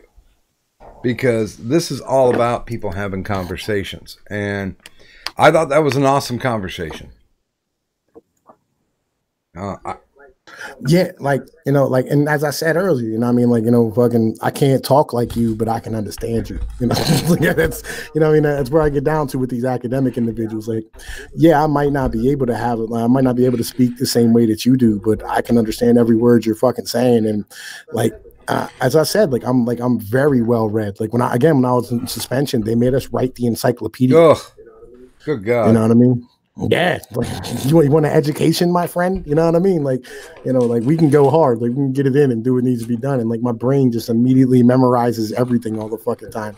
And it gets us the lack thereof of weed and alcohol in my system the majority of the time. You know, so yeah, you know, that was a great conversation. That's why I grabbed it and I put it up on my fucking channel. I was like, fuck yeah, I'm cutting that shit the fuck up. Like we need that. Yeah, you know, that worked out. Yeah, really it was funny because you put it up and then you sent me a DM, said, "Hey, is it okay if I do this?" And I'm like, "It's fucking done. Go."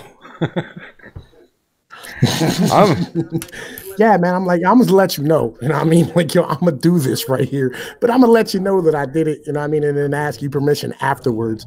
Like, and I was completely okay with it because anytime you can push out any type of logical or thought-provoking conversation, I am completely cool with it. I mean, mostly IRS is dick and fart jokes, but you know, every so often we do get that diamond in the rough, and yeah, I'm more than happy if it gets spread around.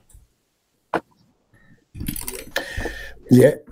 Yeah, you know what I mean? Like fucking, I know, I like talking to Aiden. Aiden's cool as shit. And I mean, like she runs in the same circles that I do with a lot of the people that I run around with. you know. So like she was on a stream with a guy who like I was just talking with last week, TFM. He has like 150,000 subs or something like that, you know. And like, you know, I'm like I speak with Sinatra, you know, and whatever. Like I run around with all these big boys and shit, and I'm trying to get up there at the moment. Like eventually, I'm thinking I'll probably end up being there. Just gotta catch the right wind. You know, it's kind of where it's at. Hit the sails right, put them in the right direction. So, what is your ultimate goal with YouTube? I have no idea. I don't really have a goal. I'm seeing where it goes at the moment. You know. Like you act like you have a plan, talk with confidence, people tend to follow you and think that you do. I really don't have a plan. I'm just, you know, most of the time I'm flying by the seat of my pants. You know what I mean? Well, what would you say that was your worst experience on YouTube? Probably the Tonka stream was probably really shitty. You know what I mean? I got eaten up. That was not cool. Like, cause I say I'm like 22-2 in you know what I mean, the blood sports arena, but like those 2 losses are the Tonka, you know. So like I'd like to get those back. I would, you know what I mean, now that I have an actual microphone and you know what I mean, I'm sober, like, you know what I mean, because I was drunk as fuck at that moment. You know what I mean? Like I'd like to catch him sober and fuck that motherfucker up. You know what I mean? That would be really cool. But you know, yeah, other than that, that was probably like my worst experience on YouTube as far as shit was since concerned. we brought Tonka kind of into the conversation, do you believe in redemption arcs? Of course. Do you believe that there are people who are beyond being able to redeem themselves? Yeah, we got Scoobies out there. Okay.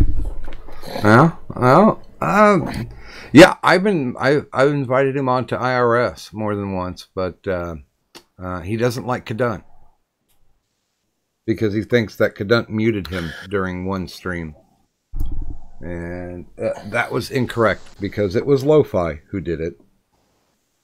Now I have heard quite a bit of people accusing you of being part of the MGTOW movement. What's your response to that? Yeah, I'm MGTOW adjacent. Like I'm red pill, I guess would be where the hell you put it. You know what I mean? I support MGTOW, you know what I mean? And I think they got a lot of really good ideas and their mentality's right. You know what I mean? Like I'm about repealing the 19th. I think that's a good way of doing things. You know, Aiden said the same shit, you know, like a lot of us have. Like it was never meant, like females vote for communism. So like, that's kind of where I get down to. Like females shouldn't be able to vote. Like if they don't fucking make good decisions, like every fucking decisions we've had since females were able to vote were fucking horrible and have led us down this path to becoming a, you know what I mean, world conglomerate of fucking, you know what I mean, debt. And now like we're about to have the chickens come to roost for it. You know, it's kind of where I'm at. I've asked this previously and I don't think you were on the panel at the time.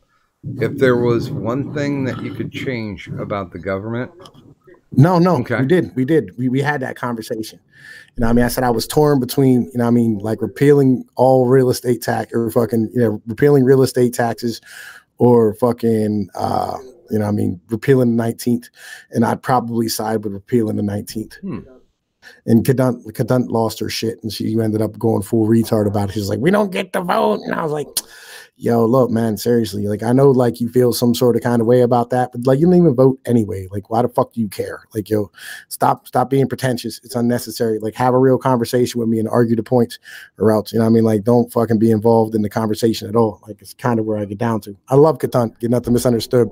I'm just stating one time where, you know what I mean, she came off sideways about some shit. Well, no, that definitely happens. You know, because women's be emotional. She was in a foul mood. And we are at the bottom of the hour currently, so I'm not seeing any questions loaded up, so I'm hoping that we'll get at least a couple in. But in the interim, please do feel free. Take a look in the descriptor. We not only have Pnoid's Twitter, but the YouTube as well. We've also got mine, including my Twitter. If you have any thoughts or anyone I should interview, please hit me up on my DMs. They are open. There are Streamlabs, in case you like what I do and you want to throw some ducats my way. I also have a Patreon. And, of course, there is at the very bottom the prescription for additional entertainment. These are people that I like. These are people that I listen to. They may not have a bunch of subs, but I think that their content is worthy of taking a look at, just like for Pnoid News. And Remy has a really good fucking mentality about some shit, right? John Doe, shut up, right? Remy has a really good thing about something. He said, I'd rather just be a person. I've seen what YouTube success does to some people. Yo, YouTube success does change you. Like, yo, once your channel starts growing and you start making money and having to worry about like not just yourself, but like other people who work on your shit and work around you and who you're representing, right? It's hard. It's a really hard thing to do. You know what I mean? Because like you go from like being completely out of control to being somebody who like you have to like remotely censor yourself. Like it's fucking tough, and you can't pay attention to petty dumb shit like you used to. Like I used to be involved in all types of YouTube beef like all the time, and it's been a long time since I have, just because like I ignore and stay away from like a lot of the people who cause a lot of drama all the time. That's one of the big reasons why I rarely go into my Discord. Because usually it was always people going, hey, did you see this? Hey, check out this. And it's like, no, I just don't want to be there. Well, I had the same thing. My fans are awesome. They give me great stuff. Like they give me fucking news articles and shit. And I'm like, oh, fucking let me check this out. And like, I had a buddy of mine, right? One of my fans, he stood there and sent me something on the DM on my Discord DMs. And he sent me this thing, and it's like had like divorce rates on it and shit. And like, I was like, dude, this can't be fucking right. Like, there's no fucking way this can be right. And I started doing the research onto it. And I was like, dude, like, man, I can't verify any of this shit at all. And he's like, yeah, I don't know. And I was like, yeah, I'm not going to put this fucking out. You know what I mean? But like other times, like he brings me amazing information. And like, I love that my fans can get a hold of me and give me stuff. You know what I mean? Like, hey, yo, can you cover this? Or, hey, you want to take a look at this, that type of shit. And if I don't do something that you send me, I'm sorry. You know what I mean? Like I only got so many hours in the day. You know what I mean? I got to sleep and see my kids and spend time, you know what I mean, with my family and shit and work. Like, but like I try, you know what I mean? I do legitimately. I fucking try. Well, yeah, I found that a quarter of the guests that I get for Doctor on Call are requests, and I am completely okay with that. I've had people on that I did not know. When I got to doing the research, it's like, wow, okay, let's see if we can get these guys. But no, I know you kind of work in a different realm than I work in. Are you happier with doing the articles that people bring up to you, or do you spend a lot of time making sure that it's something that you've got a little push behind, that you actually have an opinion with? Well, I try to make sure it's something I know something about. Mm-hmm. Right. I think that's important. Like you can't have a conversation about something unless you know some shit about it. You know what I mean? Like if somebody pays me to cover something, like I'll fucking do it, you know, like whatever. But like, you know, like for the most part, like I don't know anything about something. Like I try to avoid it, like, cause I don't want to cover shit that I don't know anything about. And, like I have like kind of like, I don't know, my own groove in YouTube as far as what I do. Like it's not like a specific thing, but like there's like 3 or 4 specific things that I really cover heavy. Sure. You know what I mean? That's kind of. Do you ever have the fear of being pigeonholed? I wish I could pigeonhole myself. Really? Yeah. I'd like to cover one thing. You know what I mean? Like, because it's hard to keep up with every fucking thing all the time. You get overwhelmed. You know what I mean? Like, you really do. So I want to stand here and like be able to cover one thing. Like, I want to start a channel, you know what I mean, where like I can just cover one fucking thing. That would be awesome. But I don't want to do the work to grind back up to it. Sure. You know what I mean? And okay, well, John Doe's asking, do you know what I'm saying? Yes, I know exactly what you're saying. Fuck him. Nurse Wicked said, Pnoid, what do you think is the most current, interesting news story / topic? The next great recession that's coming is my favorite topic to cover. Okay. The next great procession? Recession. Recession. Why do you think that's coming about? Because like we don't have a choice. Like we kick the fucking can down the road, and eventually the bill's gonna come due. You know, there's a lot of things out here. You know, what I mean, I cover it all the time. You know, like the pension crisis. You know, I've mentioned on your stream a bunch of like, you know, I love economics. I fucking love economics because there's numbers and it doesn't lie. You know what I mean? Which is great. You know, and there's so much stuff out there that you can just like fall into it and find a groove and dig in. Like I had 3 or 4 things I wanted to cover on my video today, but it got to be like 15 minutes long, and I was like, fuck it, I can't cover anymore. You know what I mean? Sure. Sir Adamantine says fake news. I'm saying no fake news. It's not fake news, it's real, right? Like, yo, and Addie's like, we're going for a recession. I'm like, yeah, we're going for a recession, but it's gonna be deep. I'm telling you, it's not gonna be like you think it is. You know what I mean? Stock market's completely overinflated, and it's a whole fucking complete bullshit thing. You know what I mean? Gold and silver is completely fraudulent at the moment. I love covering that stuff too. That's great. That's amazing. Like it's not black pill. It's not black because I think it'll be good on the other side. You know what I mean? I think it'll be amazing on the other side. Like I don't think that we can continue on the way we're going on the path as far as economics are concerned in this country. We haven't really had any type of real recession since the Depression. Yeah. Well, we had 08 and 09, which were pretty bad, but like they really weren't because the government came in. Well, like globally, we poured $13 trillion into the world money supply. And then they go, where's the inflation? And I go, everywhere. Anywhere the money you could pour out, it went there. You know, just that tends to be how it works, you know, and like it's bubbles, it's small bubbles everywhere and big bubbles in some places, little bubbles in other places. And, you know, like, for instance, right now there's 9 million people who are 3 months or more behind on their car notes. You know, the average new home price is $410,000. Like the average new car price just hit a new all-time high of, you know, I mean, $33,000. Like inflation is everywhere and nowhere at the same time. You know, it's a weird thing. It really is, but it's there if you like, you have to like kind of look for it in the whole stock market. Like there's been 190,000 job layoffs so far this year. You know, I mean, people who have lost their jobs and they're planning much, much more. 5,500 stores are closing. There's actually more. I think it's more around like 5,700 stores are closing across the nation. Announced so far this year. They're going to have 3 plants closed down for auto manufacturing. Ford's leaving the U.S. market as far as cars are concerned. Jeep just took a 22% hit in year-over-year car sales for the last quarter. Like there's a bunch of things going on, you know what I mean, in the retail sector. And they go, oh, it's Amazon, it's the internet. And I'm like, not really, you know what I mean? Like Amazon's sucking up about, you know what I mean, 3% a year. And that doesn't cover the amount of, you know what I mean, downgrade we've had inside of the retail sector and the amount of collapse that we've had so far. So, you know, like it's just consumers are completely tapped out and they're, you know what I mean, completely stretched out in their credit. Like it is what it is. And everybody's fully indebted as far as they can go to. The savings rate is negative. They're starting a new round of quantitative easing. You know, there's a recession coming. You know, I mean, it's going to be deep this time, I think.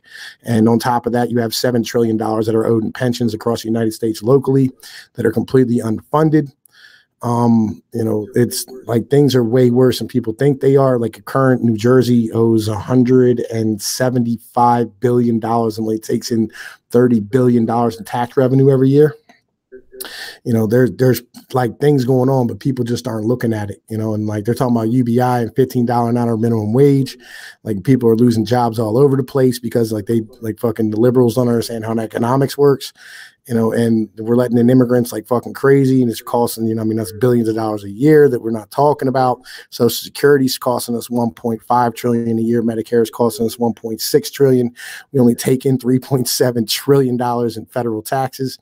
You do the math, you know what I mean? At least $700 billion for the rest of the government to be run on, and that doesn't really leave a whole lot of wiggle room for all the stuff that we need to do. Like there's a whole lot of shit going on right now. We need to have a conversation about. Nobody's having it, and that's why I love economics, because it's numbers and it doesn't fucking lie. Well, John Doe does have an actual question.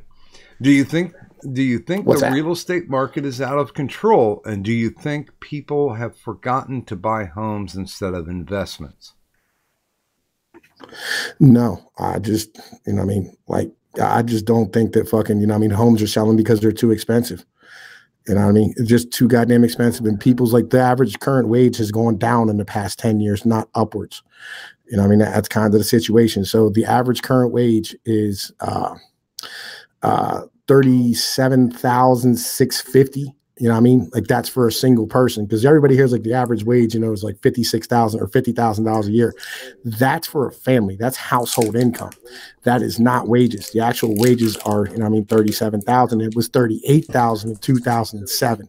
So the math is going down. Prices are going up. People can't afford to live. It is what it is. The average individual spending 30% of their income on fucking housing and going up depending on where you live at. So, you know, that's kind of where we're at. It's not so much that people forgot to buy houses and they're not investing. It's just that people can't afford it. They're doing rent-backed securities, which is another fucking derivative. And that's where all this money went to. All these fucking trillions of dollars we pumped into our economy all went into derivatives. Like, for instance, the gold market, for every 1 ounce of gold, there's 232 fucking paper ounces of gold. For every piece of silver, there's 315 ounces of paper silver. You do the math on what gold should be at $13.50 an ounce right now, where it's sitting on the open market, and multiply it times 232. You come up with $33,000 a fucking ounce once all the shit gets called in, and we don't have enough gold to cover this shit. You know what I mean? The United States has been leasing out its gold to other countries, and people haven't been taking fucking delivery. So they just have paper and they loan that paper to other people. It's fucking it's complete nonsense. You know what I mean? Like the whole situation, the whole economy is based on fabrication and, you know what I mean, utter fucking, you know what I mean, utter fraudulence. So I think we're heading for another fucking recession. Well, yeah, in the neighborhood that I live in, people have been buying out of state. People have been buying habitable houses for $30K and under. They're just buying them up, hoping they can get tenants into them. Yeah. You know what I mean? And then like, John Doe breaks into even manufacturing homes have issues. Yeah. And on top of that, like you have all these places that got bought up by fucking these massive conglomerates and shit.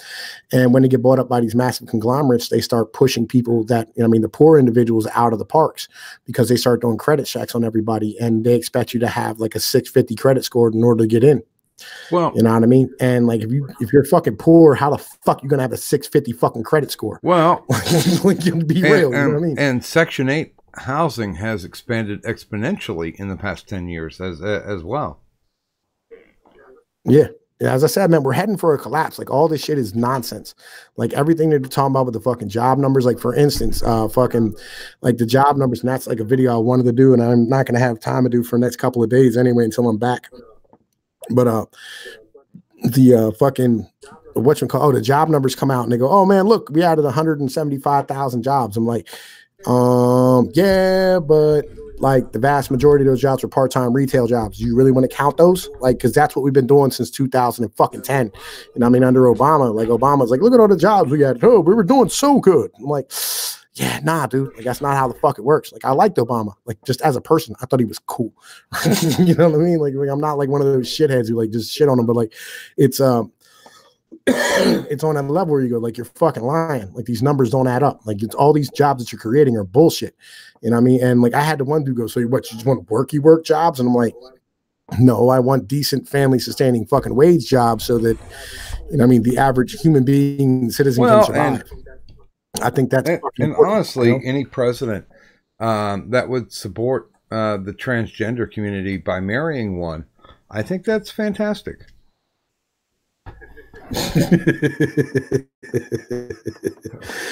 You know, I mean, that's kind of the situation. You know, if I could, like, yeah, I seen that fucking video with her penis and shit. That was fucking weird. I was weirded. I was like, dude, I don't know how to feel about this. This is some strange shit. Ellen has a tendency to bring out the worst in everyone. So, well, let me take a look here. Ortiz is saying, but do the jobs pay a good wage? That's debatable. And you keep bringing in immigrants, and that's the other half of it.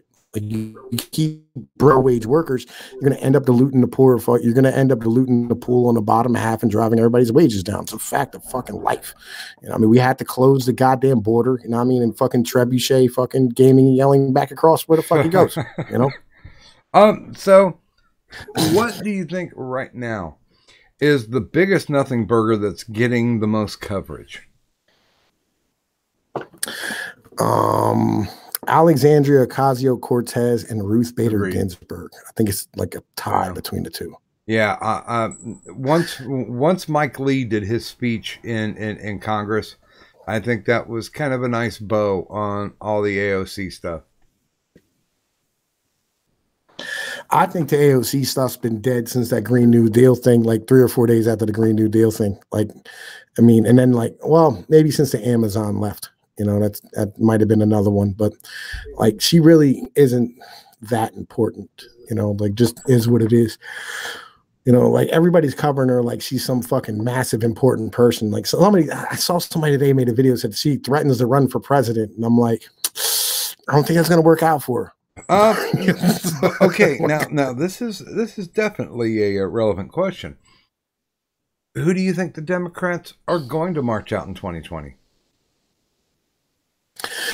From like just the basic look at shit, it's probably going to be Kamala Harris. You know, that's their fucking pick of who the hell they want. You know what I mean? Yeah, because to go up against Trump, and my wife is very far left, and I'm a centrist with right leanings, and she's been talking about Bernie, and it's just like Bernie's done. Bernie's burnt. He basically brought himself down in flames. Wait a minute, who are you saying will go then? I'm not go there because. But no, whole other discussion. No, just give me a name. Pete. Who? Pete. Pete who? That's her one. Who the hell's Pete? Is that a last name? Pete who? Mayor Pete of South. Getting ready to run. Mayor Pete Of South Bend, Indiana. Mayor Pete of South Bend, Indiana. You know, no. I have no idea who the hell that is. I mean, because essentially, the Democratic Party's bringing out a sacrificial lamb. Because I don't think anything's going to stop Trump. No. You know, I mean, like too many people like Trump, and you can't run a woman here. All right, a woman will not win in America. Like just fact of life. You know, they need to accept that. They've only ever trotted out two females, and one of them was what's his name, Mondale, Geraldine Ferraro as a running mate.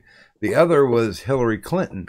Now, one was so vanilla that nobody knew anything and cared anything, and the other one was so polarizing. I mean, Hillary Clinton is horrific. She was horrific, and I mean, honestly, she's a criminal who has enough money, you know, like OJ, you know, got away with it. Yeah, I don't know. Like Nurse Wicked said, Biden and Bernie are both too old. We're not ready for a female. Sorry to say. It's just sorry to say shit. I won't even work for a female. Like, yo, I will never have a female boss. Like, I've never taken orders from a female. Like, I don't know. Like, I will never fucking want a female in charge of me. Like, why would anyone want a female in charge of them? That's like letting a child guide you. Like, did you listen to Aiden's recent video? Talking about job preference, who they would want to have as a boss. Men. Yes, it's always men. It was. In certain circumstances, it was female, but in most circumstances, it was not. Because most people found that males have definitive problem-solving skills that women do not have. And I'm not saying this to bring me any flames. I will co-sign everything he says hardcore. Well, that's honestly, that's one of the reasons why I like Aiden, and you know, I've had some extended car rides with Aiden, and her logic and things has never been sex based, but when she's considering stuff, she has to bring in all the data, and Aiden's pretty much an autistic data person. And I'm completely okay with that because data can be skewed whichever way that you want it to, but if you read it purely, then you'll actually see what the real and logical result is. Yeah, I mean, it's just like people who say, all right, so, man, look, this is why I like MGTOW, all right, because they speak freely, right? You know what I'm saying? Like, it really is what it is. Like, I like individuals who can say shit freely. And having the ability to stand here and go, all right, look, females are literally missing a cup of gray matter when you measure them up against men. When you look at every study that was done since the 1970s, right, they've never actually compared IQ points between men and women after that first study where they said, oh, you know, this is pretty much like a bell curve. It's not. They did one more study and then they shut that bitch down the moment they found out that fucking the dudes end up having a higher IQ point. And what they did was they measured dudes in prepubescent versus females who were in puberty already. So the females had a physiological advantage, right? Because there's like one point in life where females are ahead of men in development. And it's the ages of, I think, like 11 to 13, right? So there's a lot to be said that females are not as smart as men, not as strong, not as capable. They don't have the ability to deal with stress. There's 4% of females in the entire world who can measure up to an average man. Like, just, they need to let it go and accept the fact that we're animals and we're sexually dimorphic, and that's just what it is. And we need to stop standing here lying to ourselves and trying to pretend and virtue signal and go, oh, females are the same as men. They're really not. All right. There's a reason why we keep on moving more and more towards fucking socialism in this fucking country. You know what I mean? Like, it is what it is. Yes, male bosses compete with you. Female bosses, you try to mother you or flirt with you. Female bosses get highly upset because I outdo them. Male bosses, on the other hand, like from my experience, because I deal with people as men, right? You know, the bell curve, there is no bell curve. It doesn't exist. All right. It's not a real thing. It's not a fucking thing at all in any way, shape, or form. Like, there is no bell curve. It's not a thing. All right. Legitimately. Technically, a bell curve was created to be able to skew scientific data. No, it wasn't that. It wasn't even that at all. Like, all right, so what they did was, again, they tested people between 11 and 13, and then they stopped doing any more testing. All right. They did one more test after that. They found out that dudes blew females the fuck out of the water. And then they ended up standing here fucking, you know what I mean, burying that shit and not letting anybody fucking see it. That's what happened. All right. And colleges can't do this study again because social justice, you know what I mean? And we're kind of fucked, and we're stuck with this 1970s fucking bell curve model that's a complete and utter fucking lie. And that's the fucking problem. You know what I mean? That is absolutely true. It is absolutely true. And I mean, it just is what it is. You know, if I could just fact the fucking life. I don't know. I mean, honestly, the bell curve to me has a little bit to deal with rationalization of, here's where the bubble is. But when it comes down to figuring out things as far as, let's say that a bell curve to me is more social. Whereas when it goes to the economic side, I think that's where the bell curve fails. Right. I mean, because you can can get the flavor of what's going on, but as far as it goes, once again, socioeconomic politics are like a weather vane. You know, it depends on where the wind's blowing at that point. So bell curves, I hate to use the word corrupted, but they technically are, and you cannot use them for any economic standards. You can use them for social standards. As far as just getting a feeling. You use them for the Laffer curve. I'm sorry, say again. The Laffer curve. Laffer curve? Laffer curve. Laffer curve.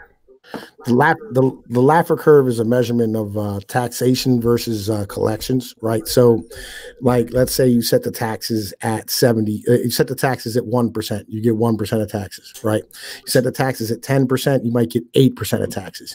You set the taxes at, 15%, you'll get 12% of the taxes, right? You get, or 12% of the revenue, whatever the case might be.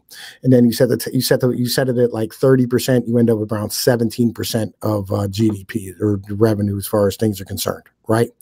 And if you go above 30%, you end up with 16%, because what happens is you end up with diminishing returns, because the individuals who are paying taxes end up losing the ability to put more money into their business. And then the individuals who aren't paying taxes, just don't pay. So it's kind of like a diminished returns thing. And that's what the Laffer curve is, but it's measured on a bell curve. Okay. So, well, and I think that agrees with what I was saying, that you can't really use a bell curve for economics. You can only use it for social impression. Well, no, that is an economic thing.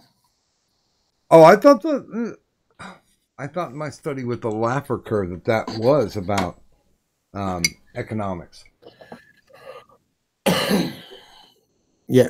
The Laffer curve is an economic thing, right? And it's a bell curve, right? That's how you measure, to be able to have the tax input, to where you want it to be at and be able to collect a certain amount of taxes. Like throughout time, like no matter like where we had everything at, like, from, 1900 till now, like they've measured how much taxes we've had, and it's always been at 17%. Even when the taxes were at 91%, they got 17%. Like it's a point of diminishing returns when you start setting tax data. Well, so and that's exactly what I'm talking about. That you cannot use you can't use a bell curve to measure economics. You just have to go by the hard numbers. Well, yeah, but you can use a bell curve to show like future returns and things of this nature, how much returns you get versus how much investment you put in. Like it's all kind of measured on a bell curve. Like you measure stuff on a bell curve all the time in economics. That's like one of the main ways that they show a lot of stuff. It's like how much investment do you put in versus how much gains do you get back would be measured on a bell curve. How much money do you stand here and take away from something before you end up seeing diminishing returns? That would be put on a bell curve. How much, again, like a Laffer curve is one of the most famous ones, but that's most always set on a bell curve. I still find the bell curve to be faulty when you're dealing with hard numbers. Well, there's a point where yes and no, like there's some times where the bell curve doesn't matter, or sometimes like where like it's not going to be exactly accurate. As far as like real world, because of, outside forces and things of this nature. But like for the most part, like it's shown to stand here and be accurate to a certain degree in which we're comfortable saying that it's precise. Yeah, and honestly, it's been, I proxy voted when I first voted for a president, and I did vote for Reagan back in '84. And I found that exit polls really don't carry a lot of weight, because it depends on who's running the actual exit poll. I think, to be completely honest with you, I think numbers can be skewed in any way possible. So I've kind of tossed out the bell curve. Well, exit polls are kind of like lie detector tests. Well, not really. Exit polls are kind of like witness testimony in court. Anybody can lie. Yeah. You know what I'm saying? Like motherfuckers can lie. You can ask the wrong people. You could be in a fucking shitty district, whatever. You know what I mean? Like fucking, who are you asking? You know what I mean? The kind of the deal. Like, so exit polls are not good data. Just like telepoll, only going to stand here and measure who you're fucking actually telephoning and asking these questions to. So, I mean, like it's one of those things where, like polls in general, as far as like socially being able to sit here and like have a real conversation about what things are complete bullshit. I try my best not to use them in my videos, just because they don't really show shit. Like I much prefer like to stand here and, like have real hard data on how stuff works. Like what's the reporting from, this company, like what's the fucking numbers from this here? Like how many people actually went here? Like, and it's much easier to stand here and go, well, this is the end result and this is how many people did it. You know what I mean? And instead of standing here going, well, we have a poll that says like, this is how people feel about things. Like, sure, why not? But nobody's ever fucking called me for anything. You know what I mean? Nobody's ever asked me any questions about shit. So why would I take that shit seriously? Well, you know what I mean? I'm registered as an independent, so I don't get those phone calls either.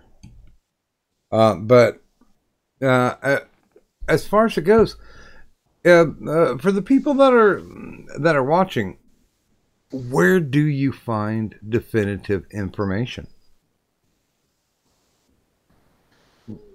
When you're doing me, when I'm looking for stuff, what I try to do is all right, if I'm looking for definitive information, I am looking at actual raw data numbers. Yeah, where do you go for your due diligence?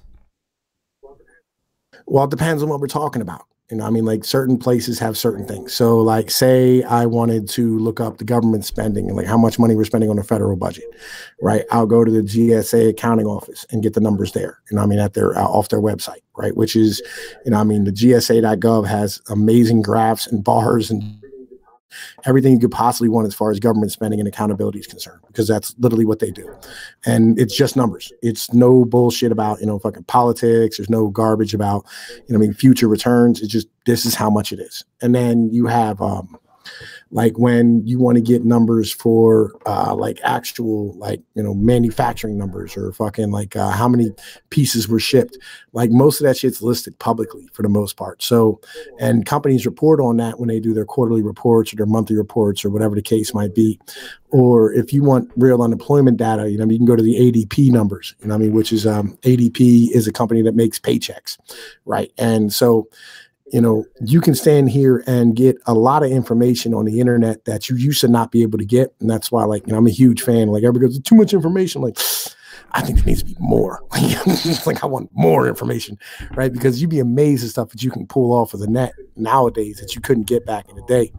Also, like, I try to verify things, through different websites that, aren't really posting the same articles. Like, a lot of times you go from like website to website to website and it'll be word for word the same fucking article over and over again. But then, like, what you do is you have to find some place that'll verify it differently. You know what I mean? And that way, that you're telling the truth about what's going on.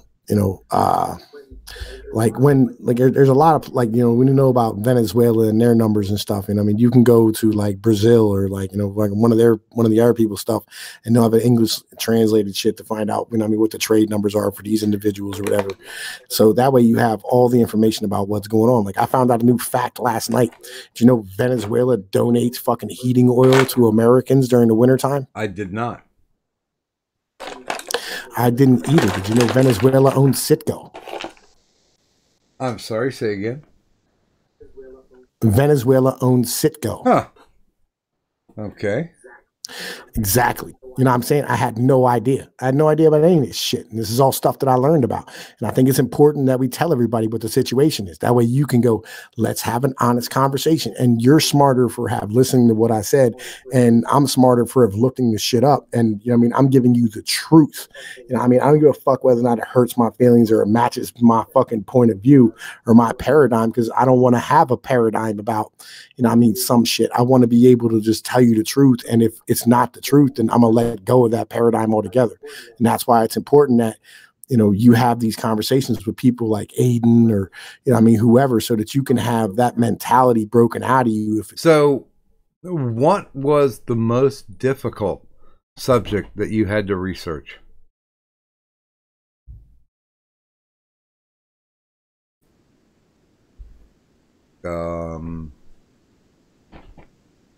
I'm not hearing anything, but I'm still showing Tom here. We'd had that issue Yo, Yep, can you hear me? Can I you hear can me? hear you. Can you hear me? I'm sorry, man. I'm using my phone for Wi-Fi because it's way better reliability than the fucking, Wi-Fi from the fucking Gotcha. internet around here. Every time somebody calls me, though, it drops the data connection. But yeah, like it's important that we have these conversations with individuals so that like our paradigm is broken up. And you have the opportunity to confront your own thoughts and your own feelings about shit. So what was the most difficult thing that you ever had to research? I don't know. Like, trying to think here. Something Man. to where you had to deep dive just for your personal edification. Probably the pension crisis thing was really difficult just because like the sheer amount of information, just like the raw amount of data and bullshit, like you have to go through to find all these fucking numbers are fucking stunning. Like I did a video on New Jersey last week and it took me probably like on New Jersey UBI. It probably took me like 3 hours to get just one information just about like fucking this place actual budget information and how much money they spend and how much taxes they get and fucking how much money the fucking state's in debt to, because like none of the shit's on the proper websites or in the proper place, so you have to look in other places and then fucking like go to the US federal data. Just holy shit, it's fucking ridiculous the amount of fucking work that went into some of these retarded videos.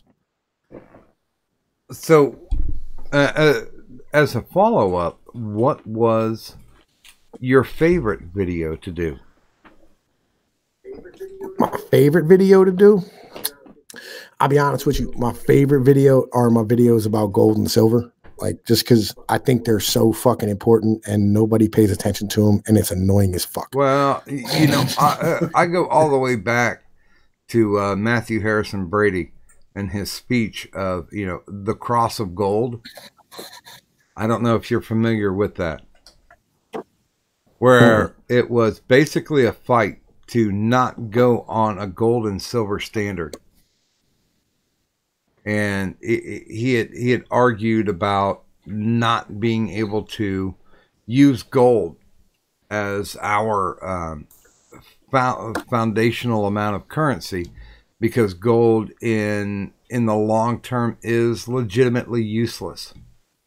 Whereas Oh no, it's not. It's useful. useful. I know it's useful with like contacts and Yeah. stuff to help with the whole deal of circuitry, microcircuitry. But platinum is actually even better. But there's less of it. No, they have found out that there are platinum reserves that are easily available.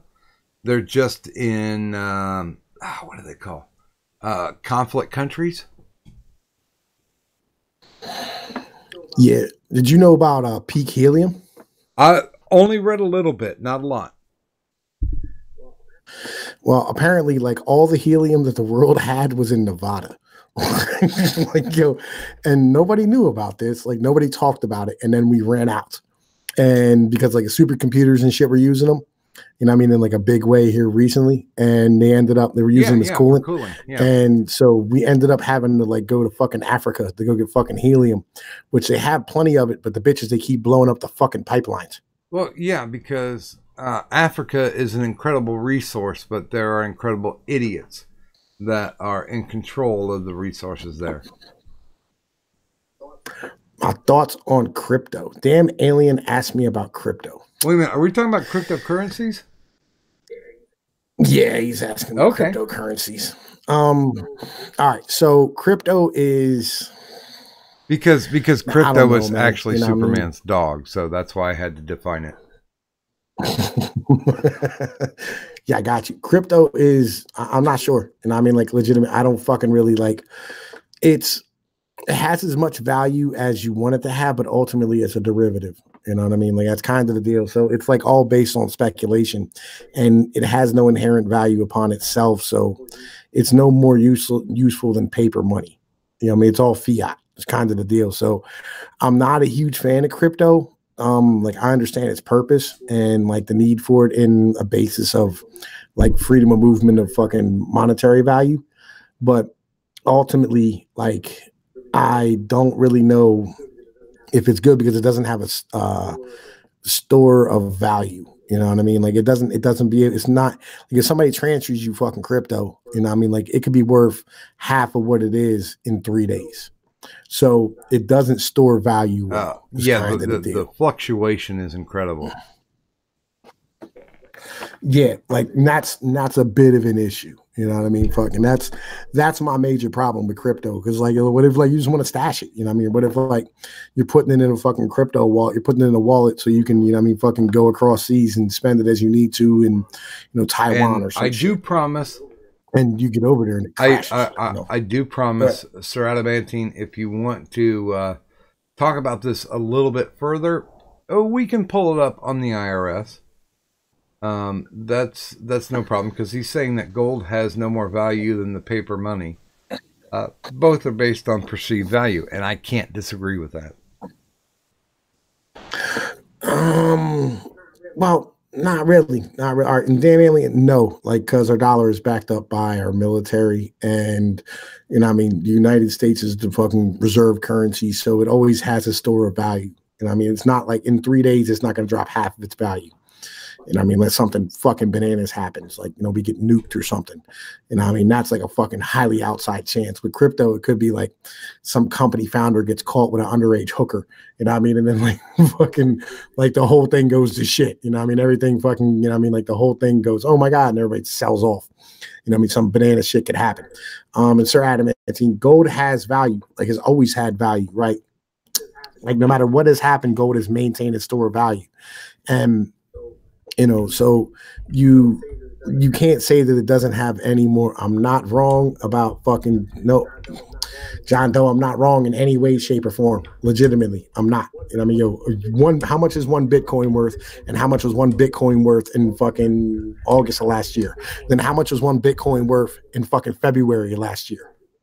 Exactly. Like fucking like one point it was 3,000, then it was 18,000, then it was 20,000, then it was fucking today it's down to fucking 2,000, right? Gold value is based on resource availability. Gold's based on resource availability and fucking actual one of the fucking product, right? Number one. Number two, it's also based off the fact that it has usefulness and fucking technological fucking advancements.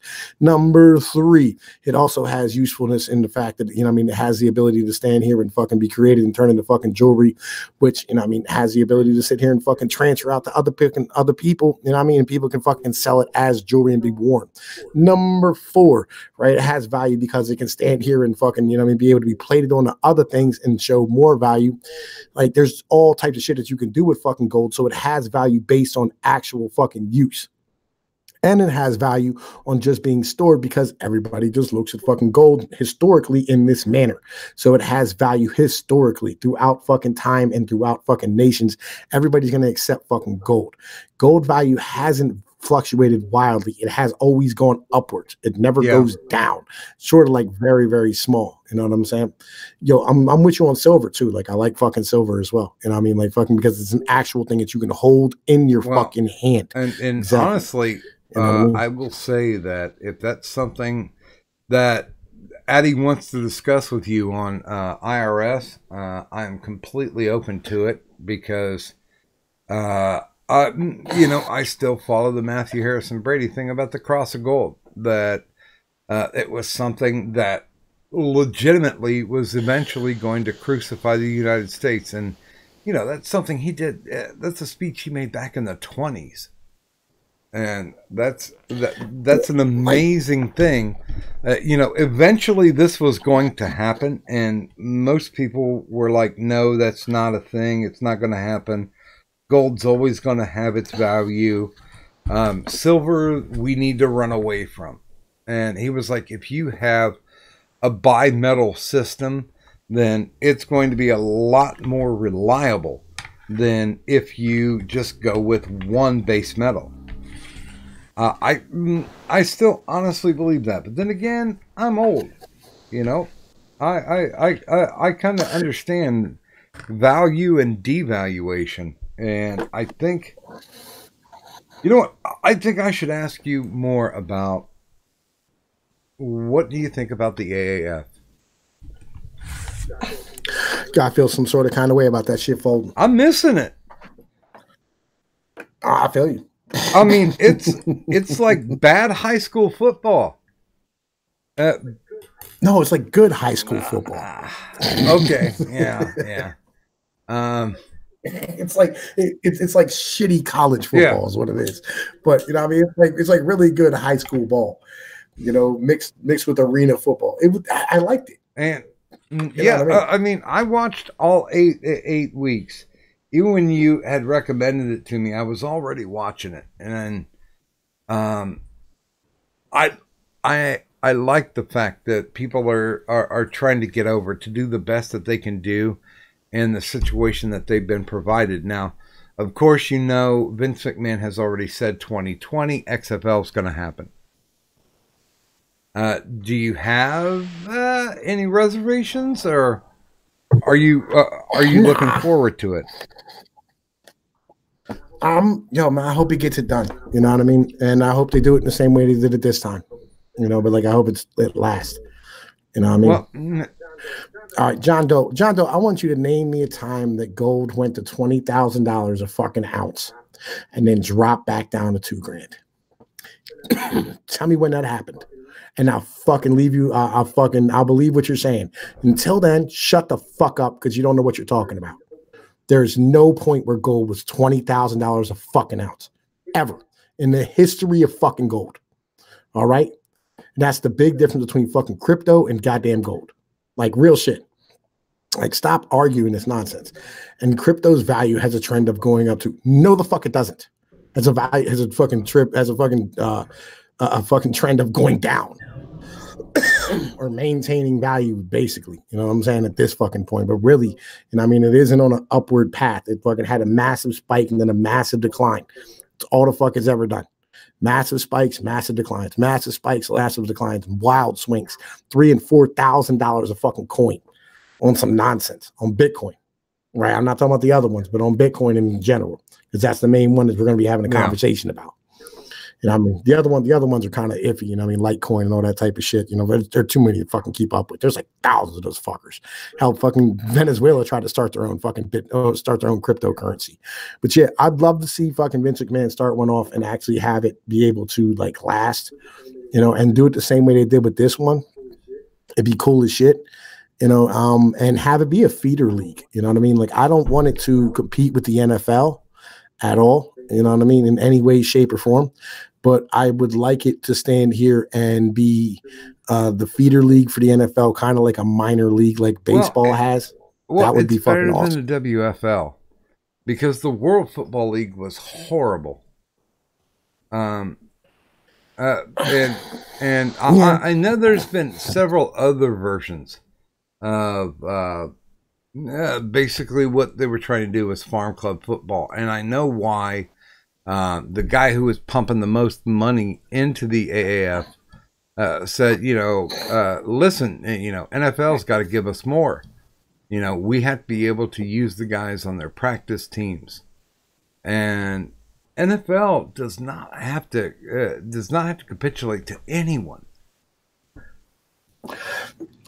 I feel you. You know what I mean? Like, I don't feel like you should be hard body with them. You know what I mean? Like, talking shit will get you but so far, and being a hard-nosed businessman will get you so far.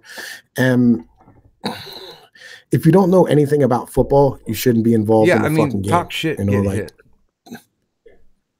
Yeah, it's kind of the deal. Like, you're dealing with individuals who were like, a bunch of them were ex-fucking players, you know, like, so you can't deal with them in the same way as you're going to deal with these guys on fucking Wall Street where you go, you got to give me this. Like, you ain't got to do shit. And I mean, fucking, like, you can take that shit walking. But from what I understand, the guy who they were relying on for the money with the 250 mil, he only bought in because he wanted their tech side of business.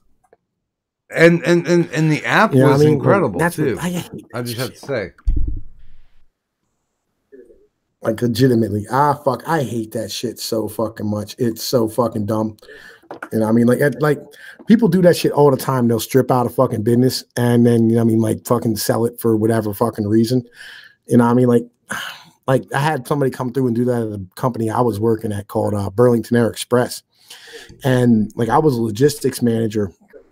And I ended up becoming a logistics manager for Schenker, who bought them, which is a Deutsche Bahn's company. Right. Well, and the when blonde-haired, blue-eyed guys, regardless of what anybody says, owns more of the United States than any other foreign asset. Yeah, well, you know, when they stood here and when they stood there and they bought backs, what they did was is they stripped out all their international business and left the domestic and told them to go fuck themselves. And basically just like they sold off all the airplanes and all the shit like that. You know what I mean? Because it was losing money and it was drowning. And that's mostly because they were serving Amazon and like they were shipping canoes across the goddamn fucking country for $1 or $2 or some bullshit in the fucking air. It's toxic. You know what I mean? No, I can completely understand that. And I don't know, you know, I hate, okay, I will share this. I own a Las Vegas Outlaws jersey still. And I am completely okay with this kind of backup type of football. I don't watch college football just because of the fact that, meh. But there's just something about men who are trying to get it done and maybe getting back into the NFL. I think there's a lot of desperation that translates into better TV. And I was more than willing to watch AAF, and I will watch XFL again. I'm completely okay with that because I think, and it dovetails back in what we were talking about, the American dream, that these guys are trying, that they're trying to make it, that they're trying to do something with their lives. Now, I don't know. Do you remember Ed O'Neill, the guy who played the lead in Married with Children?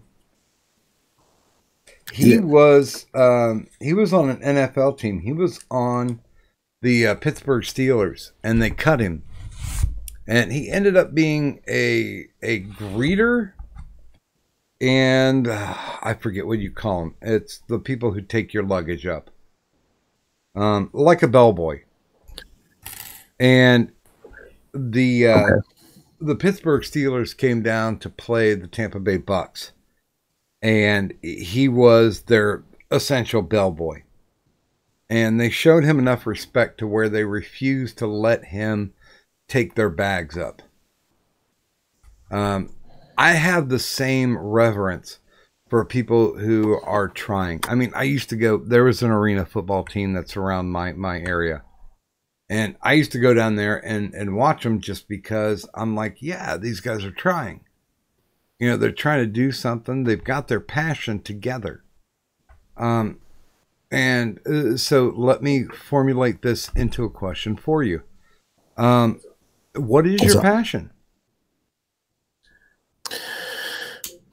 Fishing. Fishing, cars, okay. Kids. You know, I mean, that's really my passion in life. Like I love to fish. You know what I mean? Like, I don't know, like, I guess ultimately, like, that would really be my goal with YouTube. Like, I would love to get paid to go fishing. Yeah. You know what I mean? But like, it really doesn't fucking, how do I put this, man? You know, it's hard to convert this channel into something that does fishing work because of the politics on it. You know, my channel, you know, with the politics and shit of this nature, you know what I mean? In the white trash, no state. I don't know. I don't see a big gorilla on Bassmasters. I know, right? Right? Like, you know what I mean? But like, I could be the first gorilla on Bassmasters. I could just wear a gorilla mask, driving my boat down across the thing. I can. You know what I mean? I can hook you up with that costume, by the way. And like, I'm waiting. Like this summer, like I'm stacking up some money. I finally got a decent job again because like I couldn't get a good job for a while. Like, cause I was on bail for a minute and I got off and, you know, I mean, like, they dropped the charges, but you know how that one works. Like they drop the charges, but it's still on your fucking record. Right. Yeah. So I had to wait a couple of years and I got back in with this company. And now that I'm back in with this company, I'm back to making good money again. I'm probably going to get me a house with a little bit of land on it. You know what I mean? And end up fucking sitting here, like building my solar powered boat and going out in the summertime and I mean, hitting the river really good and doing some catfishing and shit and making some videos. If you need it, I've got the hands and the mask. So I'll just. Well, I got the mask too. I got a really good ass fucking gorilla mask. It's fucking awesome. I did a live stream one time with the gorilla mask on. I am curious, when you're sitting around and you've got the private time with your kids, what messages do you give them? Well, the little ones, not a lot, but the older ones, you know, I mean, it's a mixed bag because like all your kids are different. You know what I mean? Like that's like each kid has their own thing. You know what I'm saying? So all the kids, like my oldest son, he's a savage. You know what I mean? Like he's in jail right now. And then, you know what I mean, my middle son, he plays football and hangs out. And then, you know what I mean, my youngest son, he's the perfect individual. You know what I mean? You could ask for as a child, you know? So like each of them has their own stuff. You know what I mean? My oldest one requires way more of being hands-on with them. You know what I mean? And like really like fucking standing here paying attention to what he's doing and working with him and stuff. But he has way more upside than the other two do. So, you know, like it's weird because like each of them, you tell them you're their own thing. You know, like my oldest one, like, you know, majority of the time it's like, you know, are you figuring this out yet? You know what I mean? Like, have you fucking stood here and learned all the, you know what I mean, some of the lessons you need to learn? Have you fucking understood that you're going to have to be a man and you're standing your own 2 feet?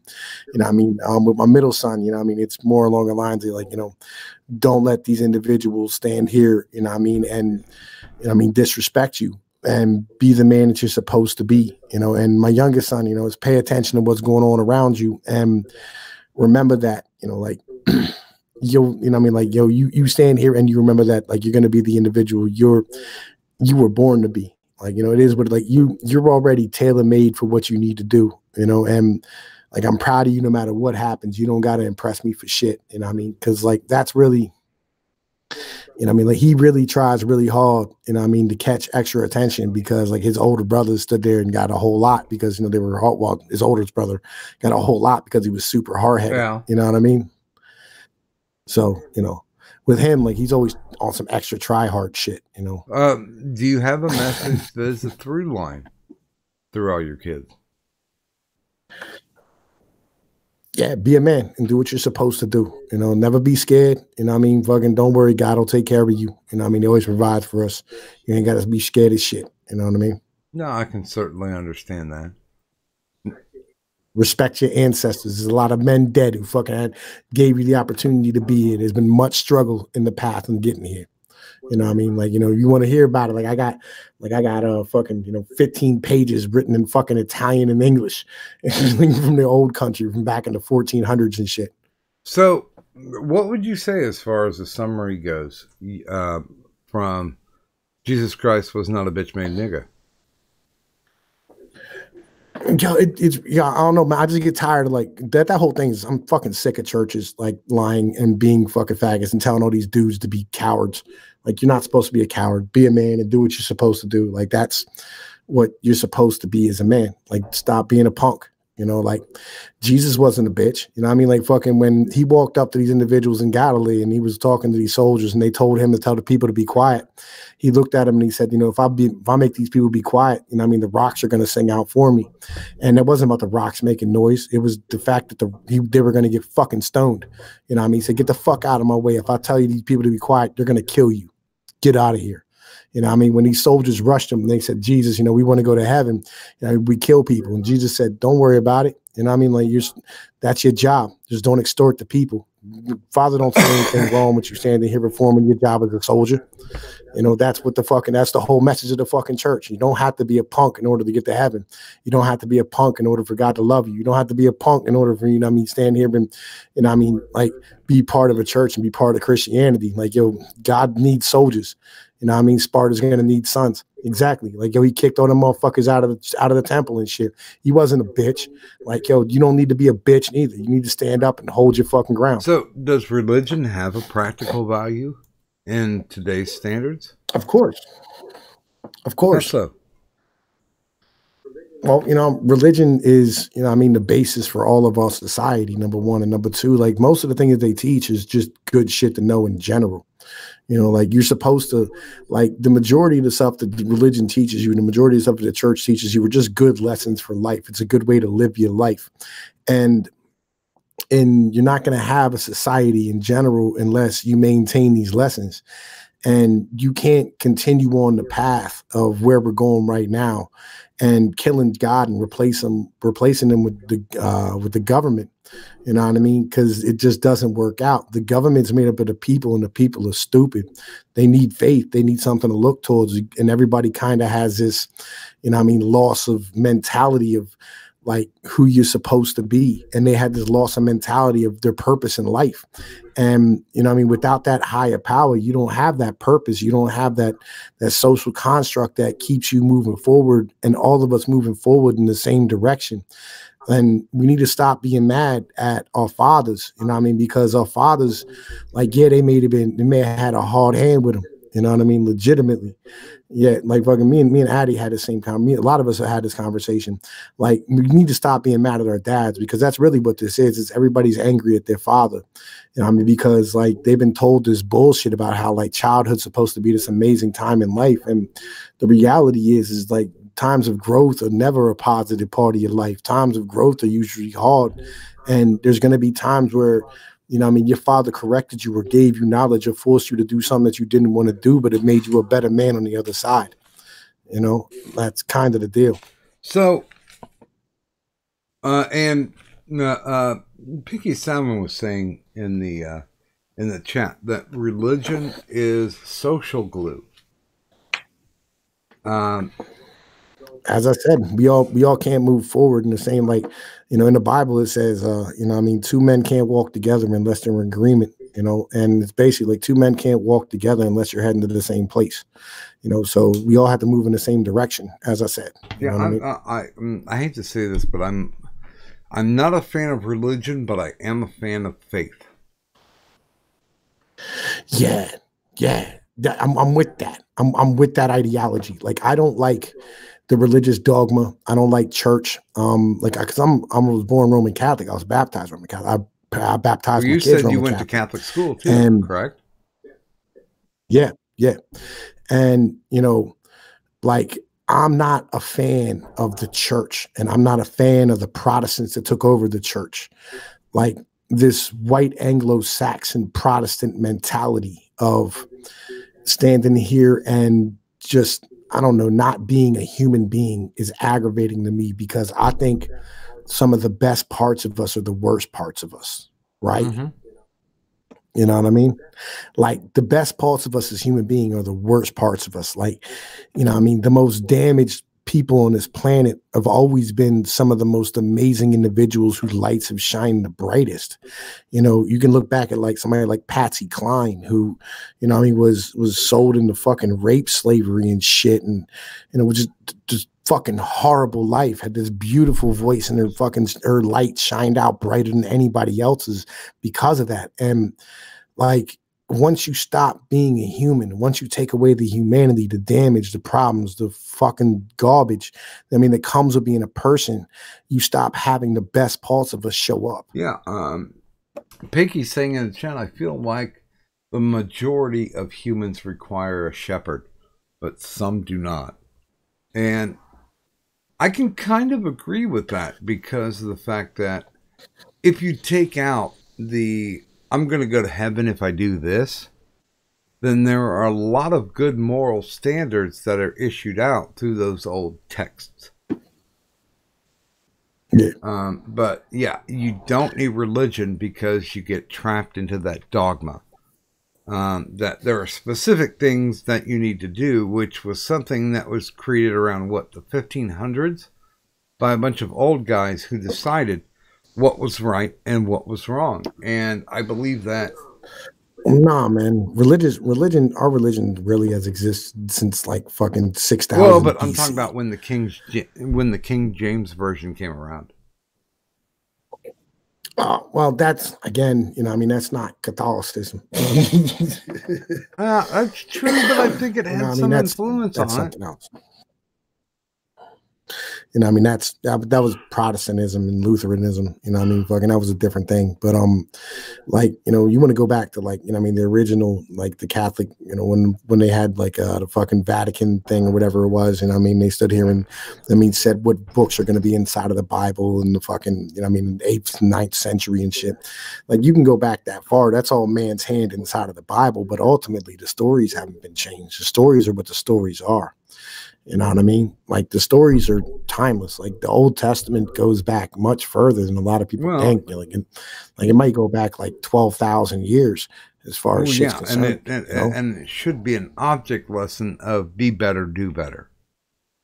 And I don't know, man. Like yo, there's more than that though. There's more. There's so much more than that. You know, I mean, it's the mentality of, you know, having a purpose that's bigger than yourself. Like KRS-One said,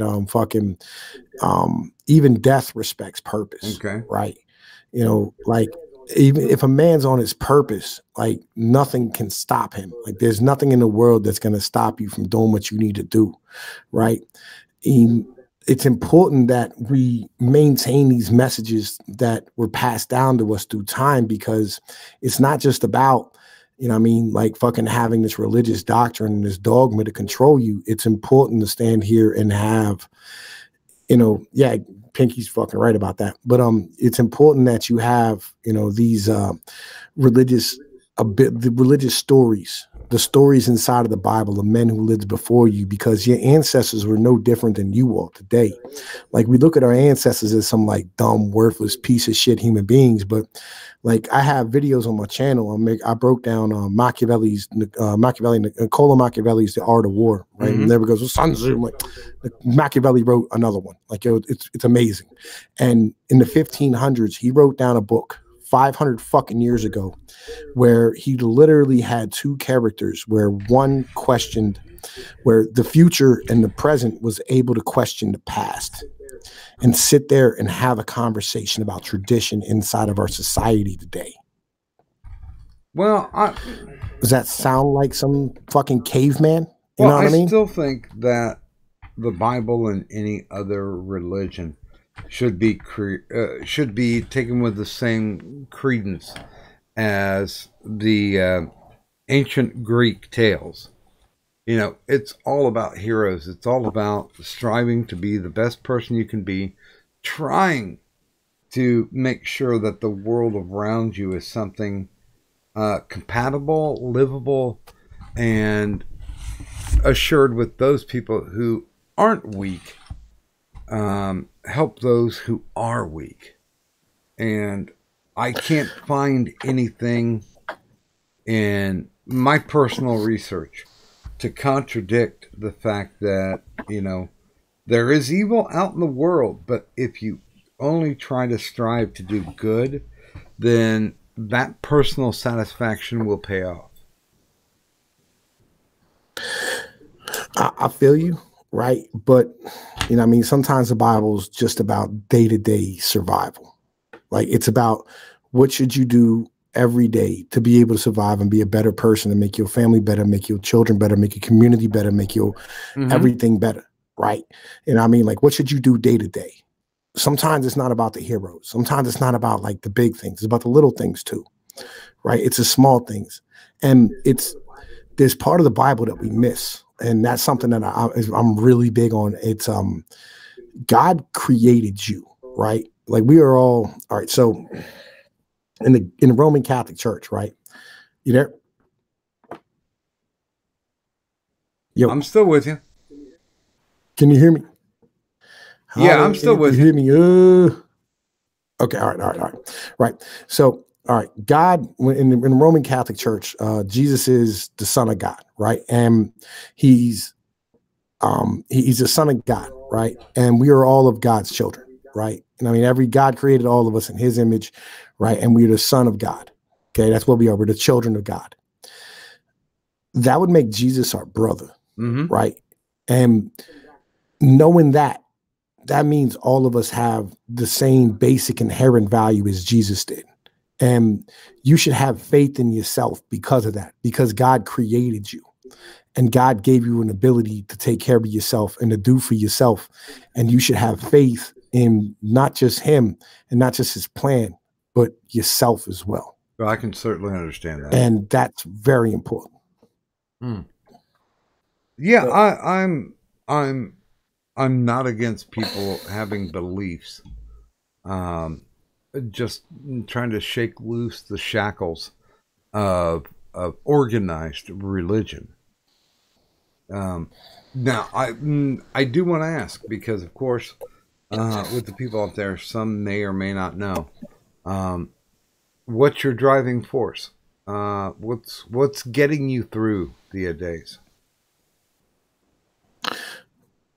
I don't know. I came too far to stop. You know what I mean? Like I can't like nigga, I came this far. There's no point in turning around now. You know what I mean? Like I don't know, like fucking that's my mentality, man. You know, like it used to be like living for my kids, man, but now my kids are all like grown and shit. You know what I mean? Fucking, and you know, for the most part, like they're all, you know what I mean, fucking old enough to take care of themselves and shit, except for the babies. And the babies are like fucking 3, 2, and 1. But you know, like and I do for them, you know what I mean, as much as I absolutely can. And, you know what I mean, we're trying to like fucking work some shit out with that. But fucking, it's, you know, it's basically just you keep on going. You know what I mean? You put one foot in front of the other and just keep banging. Like, I don't know, like I went too goddamn far to stop. Like shit, man, I've been going hard in the paint forever. So, I mean, we have some people who do provide content and some that don't in the audience. What are your words of encouragement to them? How should they proceed, and not necessarily in the way that you proceeded, but what words of wisdom, nuggets of wisdom per se, that you would share? Yo, don't sell your soul.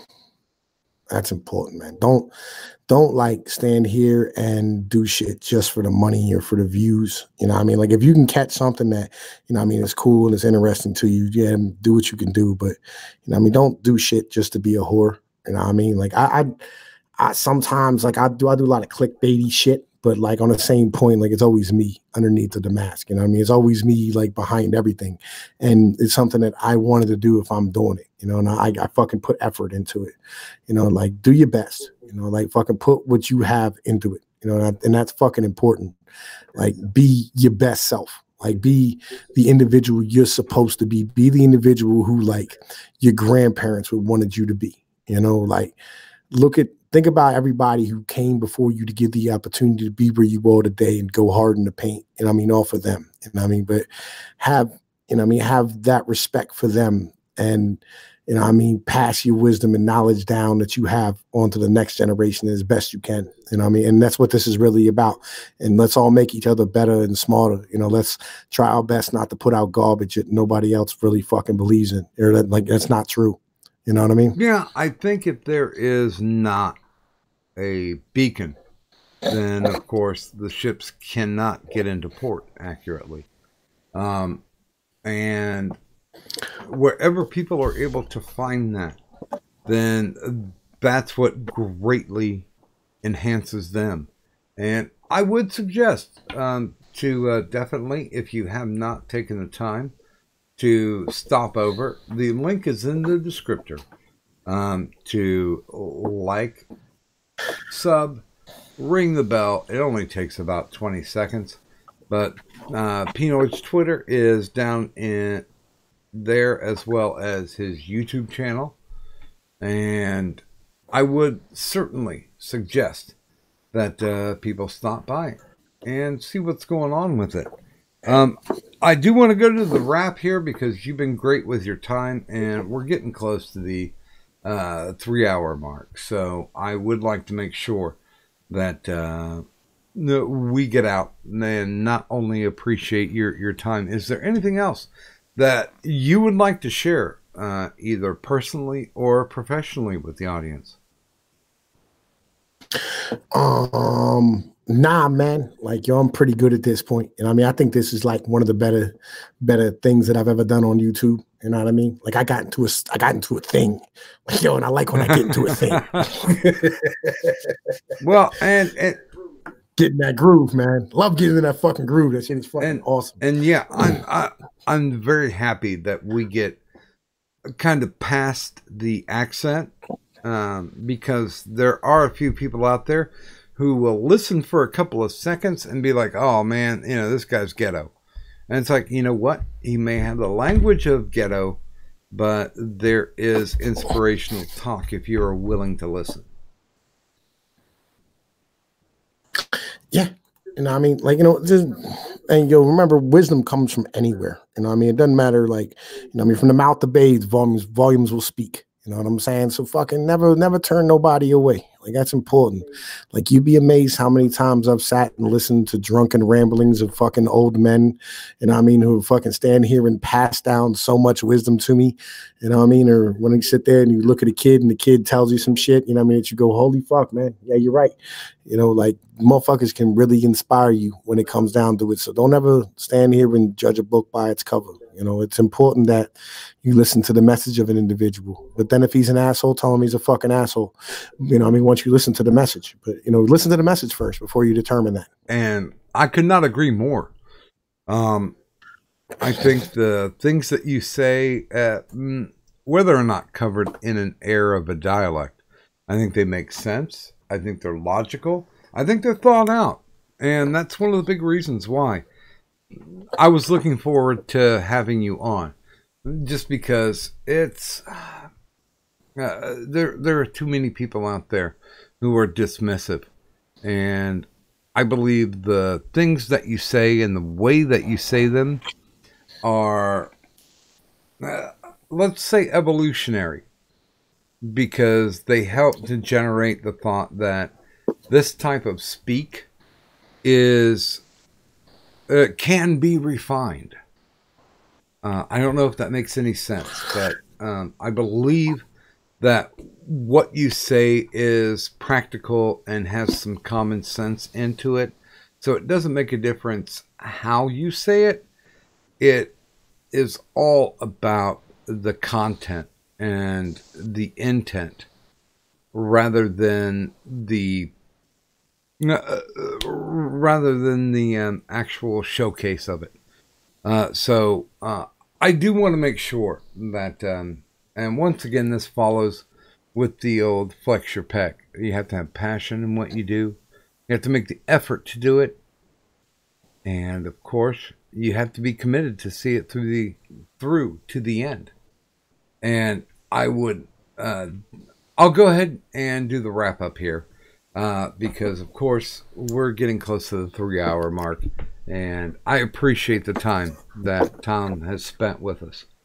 Of course, if you're looking to explore more of Tom's words, the Twitter and YouTube links are down there in the description. As a matter of fact, my Twitter is down there as well. So if you have suggestions for any guests, please be sure and DM me. I do have my Streamlabs. If you like what I do, if you want to throw a couple bucks my way, I'm certainly happy to accept it, and thank you for it. I do have a Patreon as well. I do also have a TeePublic store that has the finest in bootleg Medica merchandise, as well as the new Insomnia Ramble Stream merch, and of course the Queensboro custom logo apparel link, where if you're looking to get anything embroidered, that is the place that I suggest.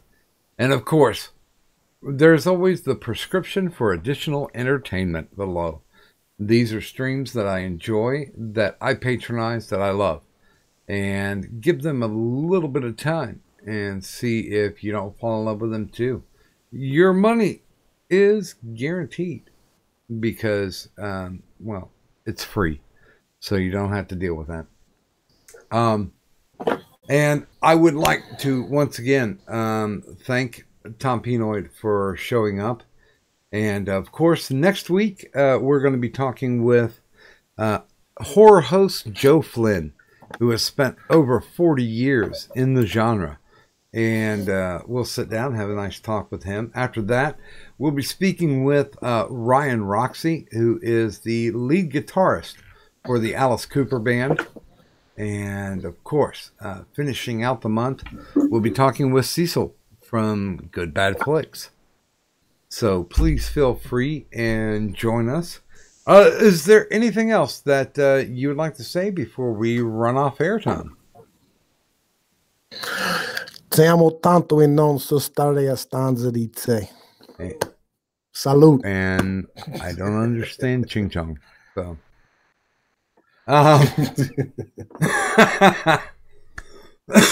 But thanks everybody for showing up this evening. We appreciate you coming out. Please feel free to join us next Tuesday at 8 p.m. Eastern Standard. Or if you'd like, we do have the small show running, the Insomnia Ramble stream. Everybody's invited out, and who knows, you might get on the stream. So, from everybody that has been in the chat, and I appreciate my guest, Tom Pnoid. I'm going to say there's no diagnosis needed. I think everything is perfectly fine with the subject. And this is DocGriffon saying the doctor's office is closed.